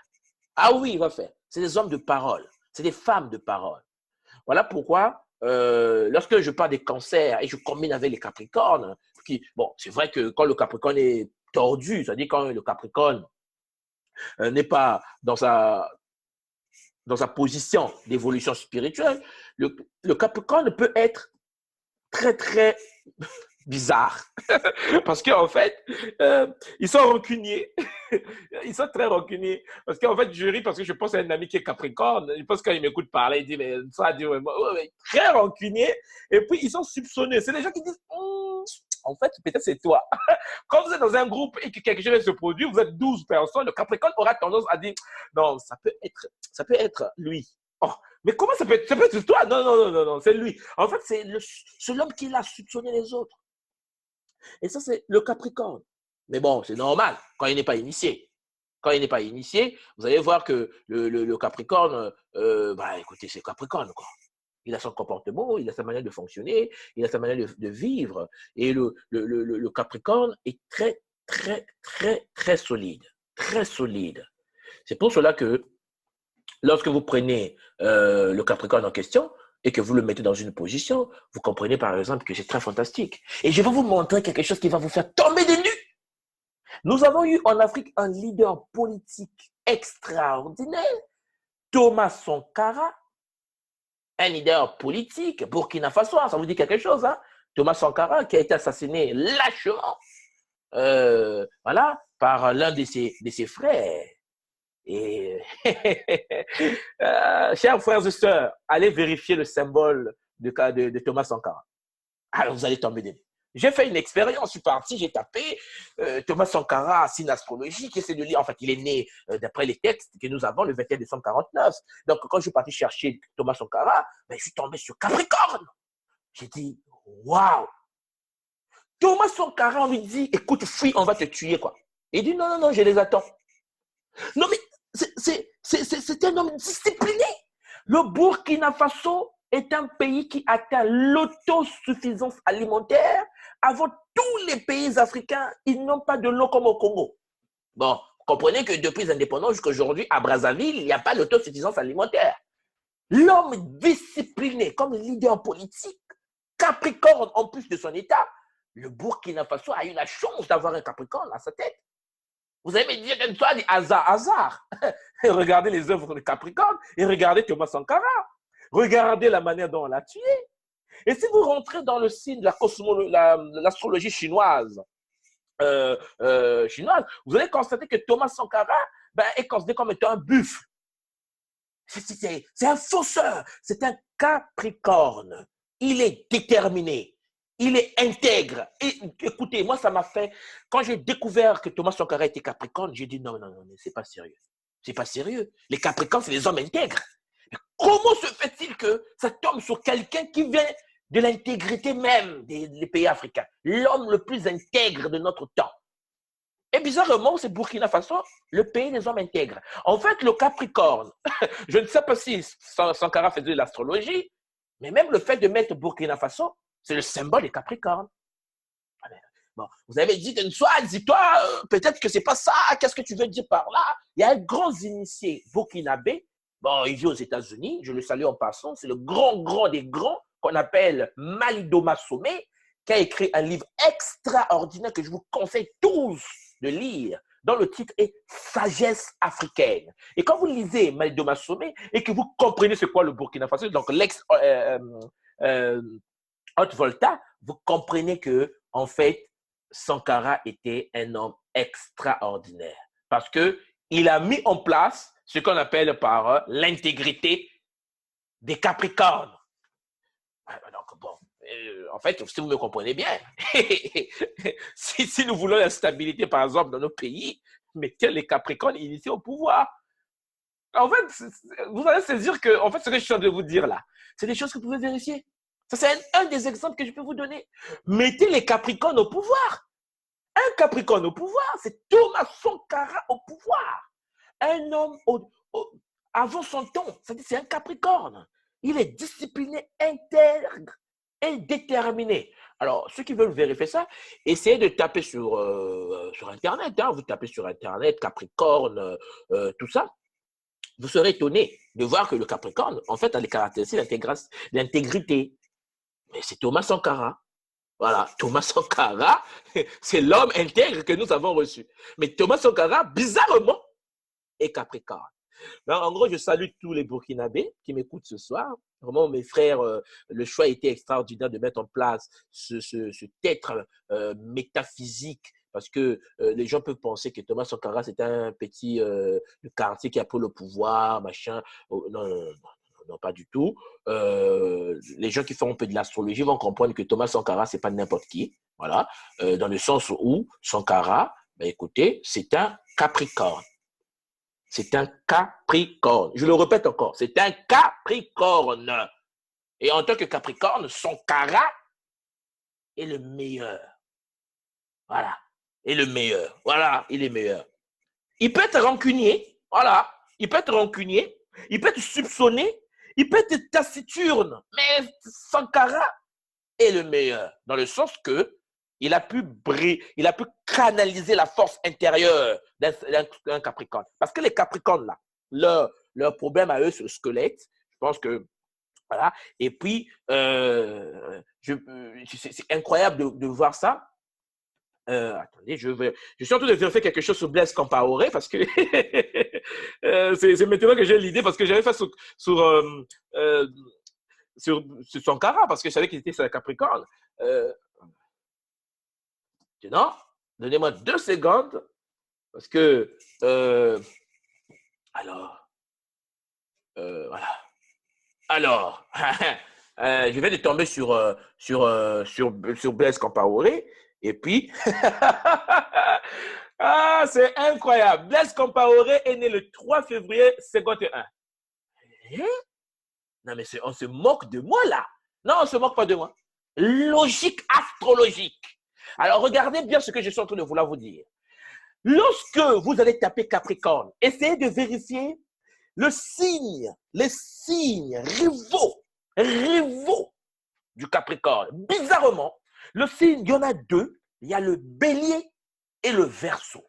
2 signes rivaux incompatibles avec un Capricorne. Qui est Blaise Compaoré? Blaise Compaoré est un être qui est né le 3 février 51. Cela veut dire un Verseau. Ah non, mais écoutez-moi bien, chers frères. Hein. Cela veut dire un Verseau rival du Capricorne. Rival du Capricorne. Qui est quoi? Thomas Sankara. Ah, vous suivez mon regard? Est-ce que vous vous rendez compte que l'ignorance des astres, nous avons perdu le Capricorne qu'il nous fallait? L'ignorance des astres. Si on avait les centres spirituels des astres aujourd'hui, comme dans le temps en Égypte pharaonique, comme dans le temps au Soudan, comme dans le temps, comme aujourd'hui avec le Fa, si on avait des grands sons du Fa partout sur le continent de Kachopa, on ne peut pas avoir dans un gouvernement un président avec un Verseau derrière, il va le tuer. Il va le buter. Mais attendez, ils sont pas opposés, ils sont rivales, ils sont des rivaux. C'est des choses que nous devons intégrer. C'est vrai que je ne savais pas que Compaoré en 51. Et là, je vois sur son plan de Wikipédia, je vois Compaoré, Blaise Compaoré, en 51 février. Et quand je vois février, 3 février, ben, je sais que c'est un Verseau. Et puisque c'est un Verseau opposé, non, rival de Capricorne. Bon, donc vous comprenez que l'élément opposé au Capricorne, je reviens dans le cours de l'émission, hein, bien sûr, en fait, c'est incroyable. Bon, bref. L'opposé du Capricorne, c'est le Cancer. Hein. Le Cancer et le Capricorne sont en opposition. Les alliés du Cancer et du Capricorne, c'est le Taureau et le Scorpion. Le Taureau et le Scorpion. Alors, donc, je disais tout à l'heure que le Capricorne est un signe de terre. Et puis, il est opposé au Cancer, mais par contre, les rivaux, ce sont le Bélier et le Verseau, et ses alliés, c'est le Taureau et le Scorpion. Alors, le caractère du Capricorne, hein, c'est la persévérance, donc il aime beaucoup persévérer. C'est les êtres incarnés sous le signe du Capricorne aiment se fixer des buts précis. Ils aiment préserver leur univers et organiser les journées. Vous allez comprendre que ces êtres-là détestent bavarder, fréquenter les paresseux. Incroyable, comme Thomas Sankara. Hein? Les paresseux. Vous vous souvenez comment traiter les paresseux au Burkina Faso pendant sa période? Donc, ils détestent fréquenter les paresseux, dépendre de son entourage. C'est quelqu'un qui est un peu solitaire, mais qui est en harmonie avec les autres, parce qu'il n'est pas méchant, bien sûr. Il rêve remplir au mieux sa mission. Ça, c'est le Capricorne. Et vous saisissez bien que lorsque vous êtes né sous le signe du Capricorne, cela vous donne la possibilité de pouvoir évoluer, de pouvoir immerger C'est pour cela que lorsque vous prenez un être qui est né sous le signe du Capricorne, il y a quand même l'enjeu psychologique qui est là. Et son enjeu psychologique fondamental, c'est s'engager dans le monde pour concrétiser ses idées, ses idéaux et incarner pleinement ses objectifs les plus profonds. Ça, c'est le Capricorne. C'est l'homme qui veut changer les choses. Psychologiquement, c'est Thomas Sankara. Alors, vous comprenez que ça devient plus intéressant que ce que l'on peut imaginer. Et vous pouvez vérifier, vérifier ce que je vous dis, parce que ça, Thomas Sankara, c'est quand même quelqu'un que tout le monde connaît. Donc, vous allez vérifier, prenez un livre d'astrologie, n'importe quel, vérifiez. Voilà. Et vous allez comprendre que la dimension initiatique, lorsque un être qui est dans le monde Capricorne veut se faire initier, ce n'est plus rien conservé pour soi-même et s'offrir totalement à la volonté divine. Ça veut dire que le Capricorne a peur de rien quand il est initié, parce qu'il est à la merci des divinités, il est à la merci comment on dit aujourd'hui, du ciel en fait, du monde énergétique. Parce que le Capricorne, c'est quand même l'homme qui a double face. Le Capricorne qui n'est pas initié, comme je vous l'ai dit, il est dangereux, il est rancunier, il est soupçonné. Et quand vous prenez les textes, par exemple, bibliques, vous allez voir que le Capricorne, ça va vous faire mal, mais bon, on n'a pas le choix. C'est celui qu'on appelle Judas. Judas Iscariote. Le traître. Le traître. Ça veut dire que le Capricorne a une partie de la traîtrise. On le trahit. Il trahit, on le trahit. Mais quand il est initié, qu'est-ce qui se passe? Regardez ce qui se passe dans la Bible. On le tue, il meurt. Il est remplacé, après initiation, à une autre personne qu'on a appelée dans la Bible Saint Matthias. Matthias. Je pense que vous vous souvenez que lorsque Judas est mort, qu'est-ce qu'a fait Judas? Judas a été remplacé. En fait, lorsque le Capricorne n'est pas initié, il a le comportement de Judas. Ça veut dire que lorsqu'il se fait initier, Judas le combat. Parce que quand il se fait initier, il devient Matthias. C'est pour cela que dans la Bible, vous allez voir que c'est l'un des apôtres qui a été remplacé. C'est-à-dire qu'on a remplacé par un autre. Ils étaient 12, un est mort, on le remplace. Ils sont restés 12. Mais Judas est mort. Hein, il est mort. En fait, il est mort. Vous comprenez que je dis bien que c'est une histoire, voilà, pour que nous comprenions, c'est une histoire astrologique. Hein. Mais ce que je veux dire, c'est que quand il meurt, il est remplacé par Matthias. Mais Matthias remplacé sa partie matique de l'homme. Et qu'est-ce qui se passe? Celui qui reste, puisque la partie, disons, métaphysique du Capricorne a été vaincue par l'initiation, mais Judas qui est en lui va se manifester à l'extérieur de lui. Et qui va prendre la partie de Judas en question? Ben, c'est son rival principal, c'est le Verseau. Ah oui, le Verseau. Ça veut dire qu'il sera trahi par sa partie. Et c'est pour cela que son enjeu initiatique, c'est de dire, je suis Capricorne, on va me trahir, je n'ai pas peur.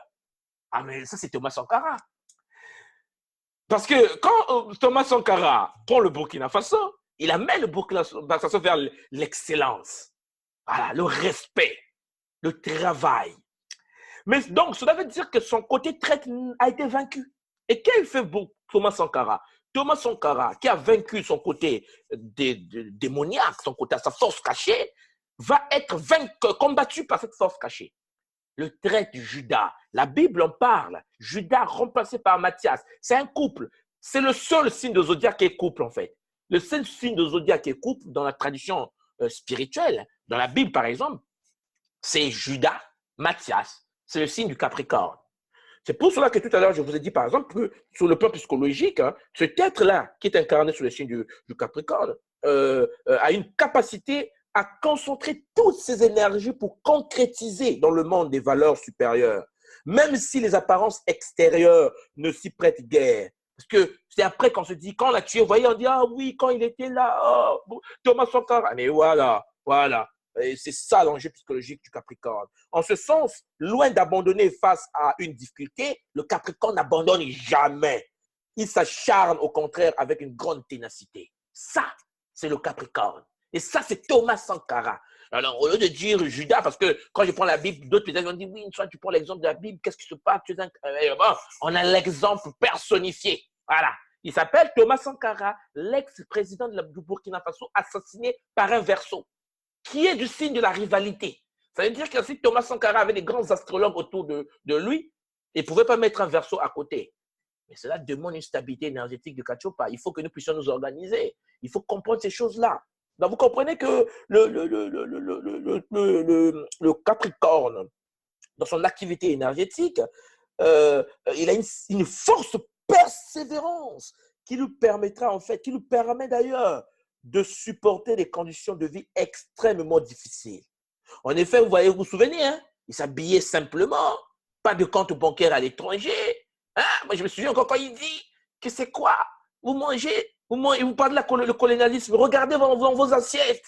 Regardez dans vos assiettes. C'est quoi le colonialisme? Le riz que vous mangez, nous devons produire ici. Il est tenace. Thomas Sankara, sur le plan en train de construire une maison, un président de la République. Pensez-vous qu'actuellement, je ne vais pas donner de nom, le président de la République actuel peut aller monter sur une maison pour construire des maisons en briques comme ce que faisait Thomas? C'est l'incarnation. D'abord, je pense qu'à partir de maintenant, on parle même du Capricorne. Le Capricorne, je le change de nom. Je l'appelle Sankara. Voilà. Donc, vous comprenez, frère, à partir d'aujourd'hui, Capricorne, c'est Sankara maintenant. Parce que c'est étonnant de retrouver dans un Africain de notre temps les caractéristiques fondamentales du Capricorne. Et en plus, il est Capricorne. Pourquoi voulez-vous que je continue à parler Capricorne? Voilà. Donc, quand je dis Sankara, comprenez que je parle du Capricorne. Parce qu'à l'école Kimuntu, en fait, le Capricorne, c'est le rhinocéros. OK? C'est un animal extraordinaire. Et vous comprenez que Thomas Sankara, c'est la personnification de ce signe Capricorne. Je peux prendre d'autres. Hein. Il y a d'autres Capricornes en Afrique, hein, ça je vous le dis. Mais c'est parce que Sankara, quand même, c'est celui qui a montré, qui a incarné ce signe avec perfection jusqu'à sa mort, jusqu'à être trahi par sa partie Judas. C'est-à-dire sa partie à lui, Judas, qui s'est matérialisé par le Verseau. Et celui qui l'a trahi était un Verseau. Compaoré et Verseau. Alors, vous comprenez bien que le signe du Capricorne, en fait, ce mec-là, et la femme qui est née sous le signe du Capricorne, a également des capacités à saisir des perspectives de n'importe quel projet, en sachant pertinemment ce dont il faut user pour que ceci se concrétise. Et on évalue toutes les impondérations pour réduire les risques au maximum. C'est l'être qui cogite, qui se dit, c'est vrai que le Burkina Faso n'a pas le pétrole comme le Congo. C'est vrai que le Burkina Faso n'a pas le fleuve Congo. C'est vrai que le Burkina Faso... Mais je vais transformer le Burkina Faso en paradis. Et il a réussi. Premier pays africain qui n'a pas de l'eau comme le Congo à atteindre l'autosuffisance alimentaire jusqu'à ce qu'on l'a abattu. On l'a abattu pourquoi? Parce qu'autour de lui, il y avait un rival, le Verseau. Il ne fallait pas mettre un Verseau à côté. Et le Verseau est personnifié par un Verseau humain qu'on appelle aujourd'hui Compaoré. Et vous voyez déjà que j'essaie de vous montrer que nous sommes capables aujourd'hui de faire de l'astrologie avec des zones qui ont existé et qui ont été l'incarnation des astres. Mais exactement ce qui se passe. C'est exactement ce qui se passe dans le cas de Compaoré et de Sankara. Et vous voyez bien que je ne m'attendais pas que ça devait être aussi précis, mais je voulais que vous puissiez voir ça. C'est pour ça qu'avant de préparer le cours, je me suis dit, non, je veux parler de Thomas Sankara, mais je ne savais pas que Compaoré était Verseau. Et là, tout à l'heure, quand j'ai vérifié, je dis, non, il est Verseau. Le trait de Sankara est Verseau. Non, mais ce n'est pas possible. Ce n'est pas possible.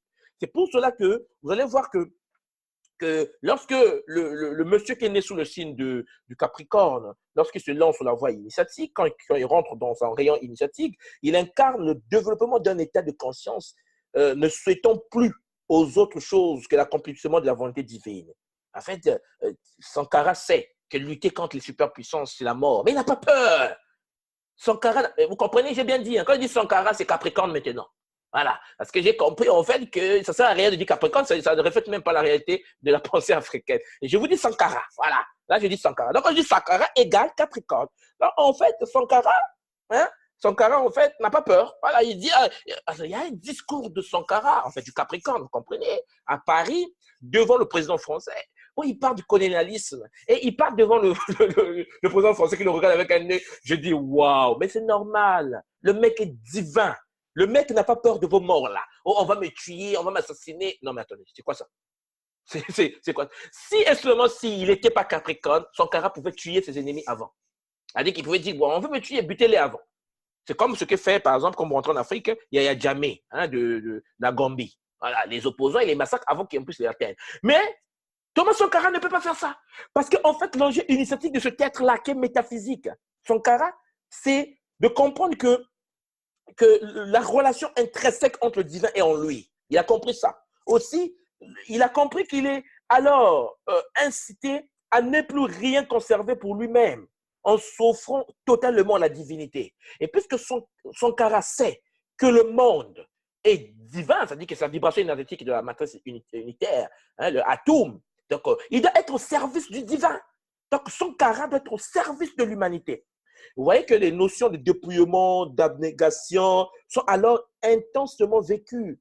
Le natif, par exemple, de ce signe-là, Sankara, par exemple, dans notre cas, conformant entièrement sa volonté à la celle du Créateur, en fait, de l'incarnation divine d'Atoum, va commencer à vivre une vie de plénitude totale.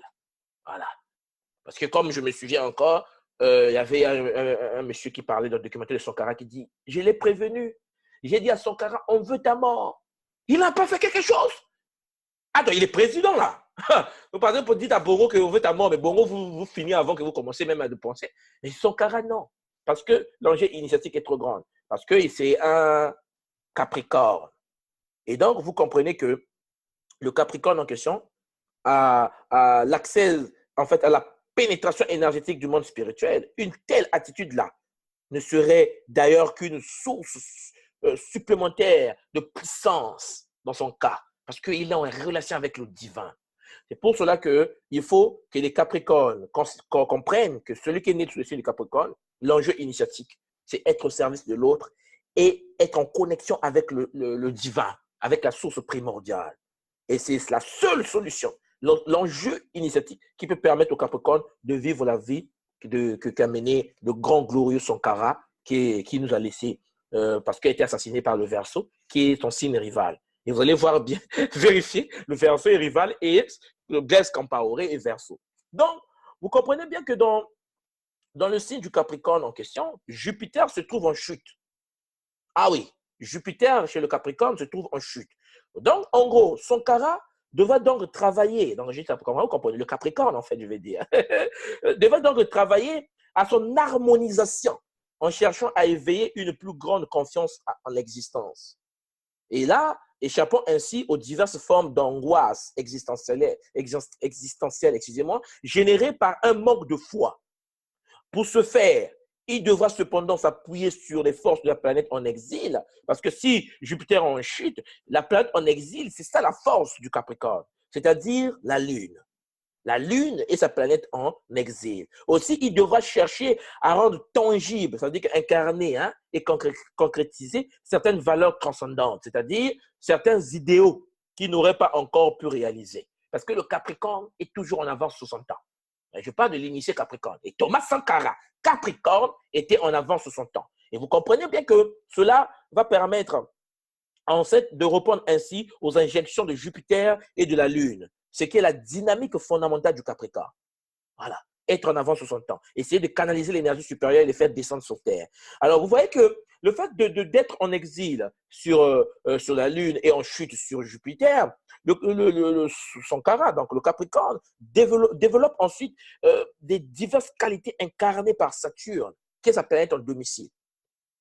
Parce que vous savez, en ce sens où les êtres qui sont nés sous le signe, par exemple, du Capricorne, comme le grand Sankara, il jouira d'une capacité à se dépouiller de toute revendication égocentrique pour s'abandonner totalement à la volonté de l'esprit qu'il assumera fidèlement sans s'en écarter.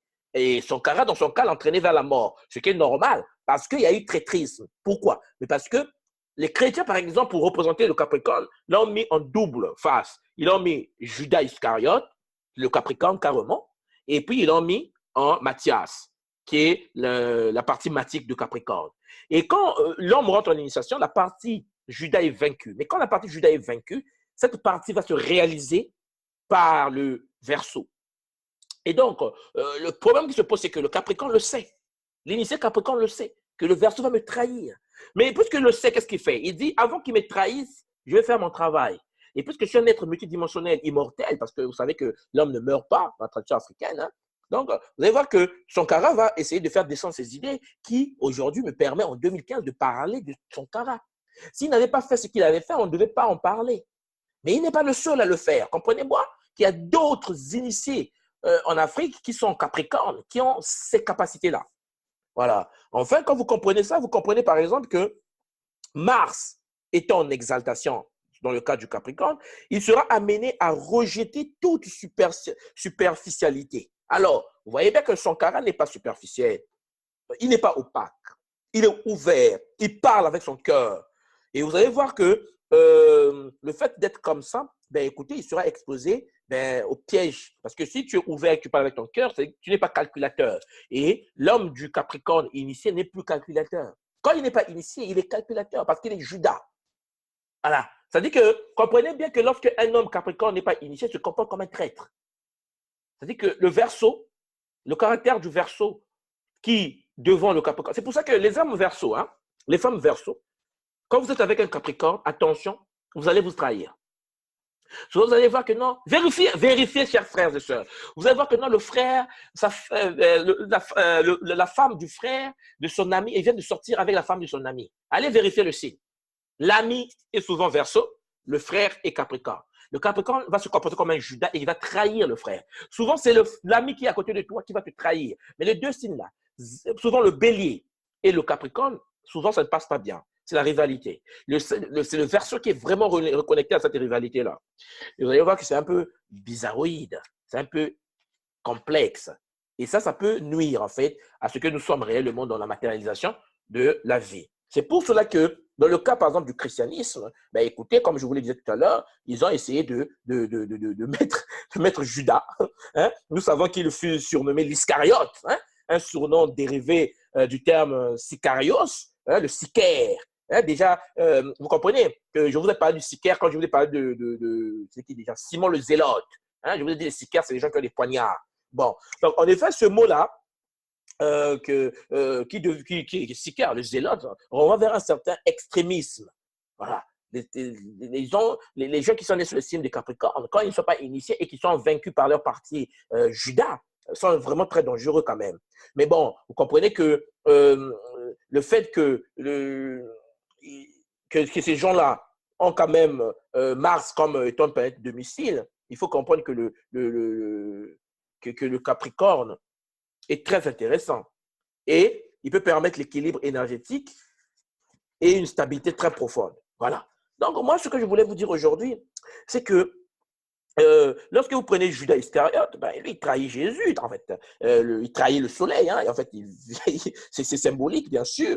Et puis, vous allez voir que, par exemple, on met le parfum sur les pieds de la femme, je me souviens, hein, il y a longtemps. La femme, elle met le parfum à Jésus, un parfum de grand prix. Et là, Judas se dit, pourquoi ce parfum n'a-t-il pas été vendu? 300 deniers, par exemple, qu'on aurait donné à des pauvres. Pourquoi gaspiller le parfum pour mettre sous les pieds du maître? Ça, c'est Judas. Voilà, c'est Judas, vous voyez, dans Jean 12, 3 à 6, vous voyez l'histoire qui se raconte sur Judas. C'est quelqu'un c'est le comportement même total du Capricorne, mais antimatique. Enfin, il semble que Judas perçut l'originalité, originalement en Jésus, celui qui allait restaurer la puissance même de la gloire. Parce que n'oubliez pas que le Capricorne, c'est celui qui reconnaît le chef. C'est-à-dire que le Capricorne qui n'est pas dans la politique peut reconnaître qui sera le président. C'est-à-dire qu'il a l'instinct. Il peut se dire que non, en fait, c'est lui, je pense qu'il va diriger le Burkina Faso, il va diriger le Congo, il va diriger la Martinique. Le Capricorne, c'est celui qui a le flair de sentir ça. Le problème qui se pose, c'est quoi? C'est que le Capricorne qui a mis la confiance en toi et que toi, tu es l'homme qui devait permettre que les choses se passent, la stabilité de la Guadeloupe, la stabilité de l'Angola, la stabilité du Sénégal, et que tu ne le fais pas, il va te trahir. Maintenant, s'il ne le fait pas, c'est qu'il est du côté de Mathias, c'est-à-dire qu'il est de l'autre côté, c'est-à-dire qu'il est matique. Et s'il est matique, c'est lui qu'on va trahir. Vous suivez, c'est des choses extraordinaires. C'est pour cela que vous allez voir que Mathias, lui, son successeur, hein, quand il est mort, en fait, son successeur, la partie positive, fut désigné par le sort. Est-ce que vous vous souvenez comment on a remplacé Mathias dans la Bible, par exemple, par Judas, par Mathias? On a tiré au sort. C'est-à-dire que ce n'est pas décidé, ouais, toi, non, non. On a dit, on va tirer au sort. Voilà. Hein? Voilà. Et puis, le fait de tirer au sort là, hein, il finit. Quand vous prenez par exemple Actes des Apôtres, le verset 1 je pense, attendez, je vais prendre la Bible parce que c'est pas que je dise. Voilà, le verset 1 de 24 à 26, on vous parle de ça. Il finit cette prière. Toi, Seigneur, qui connais le cœur de tous les hommes, montre-nous lequel de ces deux tu as choisi pour occuper dans le ministère de l'apostolat la place qu'a délaissé Judas. pour s'en aller à sa place à lui. Alors, on tira au sort. Le sort tomba sur Matthias. Hein? Acte 1, chapitre 1, 24 à 26. Vous lisez, vous allez voir. Alors, ainsi, vous voyez qu'à l'inverse, Judas, à l'inverse de Judas, il incarna une attitude consistant à ne plus chercher l'exécution de sa propre volonté, mais à laisser les choses s'exprimer selon la volonté divine. Et ça, c'est Thomas Sankara. Et à ce titre-là, vous allez voir par exemple que Matthias est l'abréviation de Mattathias, hein, un nom qui signifie don de Dieu. Souvent, c'est ce qu'on dit. Bon, vous voyez que ces choses-là sont très intéressantes parce que le fait que c'est un don, ben écoute, c'est le don que le Burkina Faso a reçu. Et ça se produit dans un cycle cosmique de 26 556 ans, 4 fois. 4 426 ans. Donc, ce n'est pas demain qu'on aura encore un certain Thomas Sankara. Malheureusement, nous sommes tellement perdus aujourd'hui que nous n'arrivons pas à saisir cette opportunité-là, cette profondeur, pour nous dire que non, il est temps pour nous de nous maîtriser, de nous canaliser et d'avancer. Voilà. Donc, c'est un peu ça. Chers frères et sœurs, je pense que si je continue à parler ici, je vais déborder. Il nous reste 2 signes à étudier que je pense poursuivre la semaine prochaine. Et je pense que le cours d'aujourd'hui vous a plu. L'idée, c'est de vous permettre que nous sommes des êtres multidimensionnels. Il y a de l'énergie autour de nous. Il faut comprendre que nous sommes des incarnations. Ne sous-estimez pas chacun d'entre nous. Nous sommes des êtres multidimensionnels en pleine activité. Voilà pourquoi, lorsque vous êtes avec quelqu'un, essayez de vous organiser à vous initier vite parce que vous pouvez être dangereux pour les autres. Par exemple, entre un Capricorne et un Verseau, c'est parfois une rivalité totale. Et un Capricorne avec un Cancer, c'est l'opposition assurée. Donc, je pense que la sagesse voudrait que le Capricorne puisse être en harmonie avec le Taureau et le Scorpion, comme des rayons initiatiques. Lorsque le Capricorne va se faire initier et que le Verseau va se faire initier, le Capricorne peut vivre avec le Verseau sans problème. Parce que ne pensez pas que je suis en train de vous dire ne vivez pas avec les autres. Ce n'est pas ce que je suis en train de dire. Ce que je suis en train de vouloir vous dire, c'est que nous sommes des êtres énergétiques qui s'incarnent dans des rayons. Et ces rayons-là sont compatibles avec certains rayons et d'autres non. Seule l'initiation et l'intégration des 11 autres rayons à l'intérieur de la conscience de soi peut permettre à l'homme de vivre en harmonie avec les autres rayons. Voilà pourquoi il est important pour nous, en tant que monde, en tant qu'être multidimensionnel, de reconsidérer ce que nous sommes et de vivre selon la loi matique. Donc, chers frères, chères sœurs, toutes les personnes qui m'écoutent, qui m'ont écouté ce soir, je vous remercie. Et je pense que j'étais pas trop lent parce que je sais que parfois je déborde, mais bon, l'idée c'est de vous permettre d'avoir des informations et de chercher. Ne croyez pas, comme parole d'évangile, ce que je vous dis, cherchez et je pense que vous allez découvrir les mystères cachés de la connaissance. Et puis, faites-vous impérativement initier par rapport à votre signe d'intégration cosmique. Merci beaucoup et que la source primaire, primordiale, l'atome, nous aide à nous revivifier et que ce monde puisse être un monde d'expérimentation sans problème pour que nous fassions ce qu'on appelle le kunaka. Merci beaucoup, je vous remercie. Bonne soirée à vous et bien des choses à toute la famille, pour ceux qui ont des familles. Merci, au revoir. C'était une soirée d'Ikimbazi, longue de l'école initiatique Imuntu, école initiatique d'élévation de conscience. Merci, bye bye et à la semaine prochaine.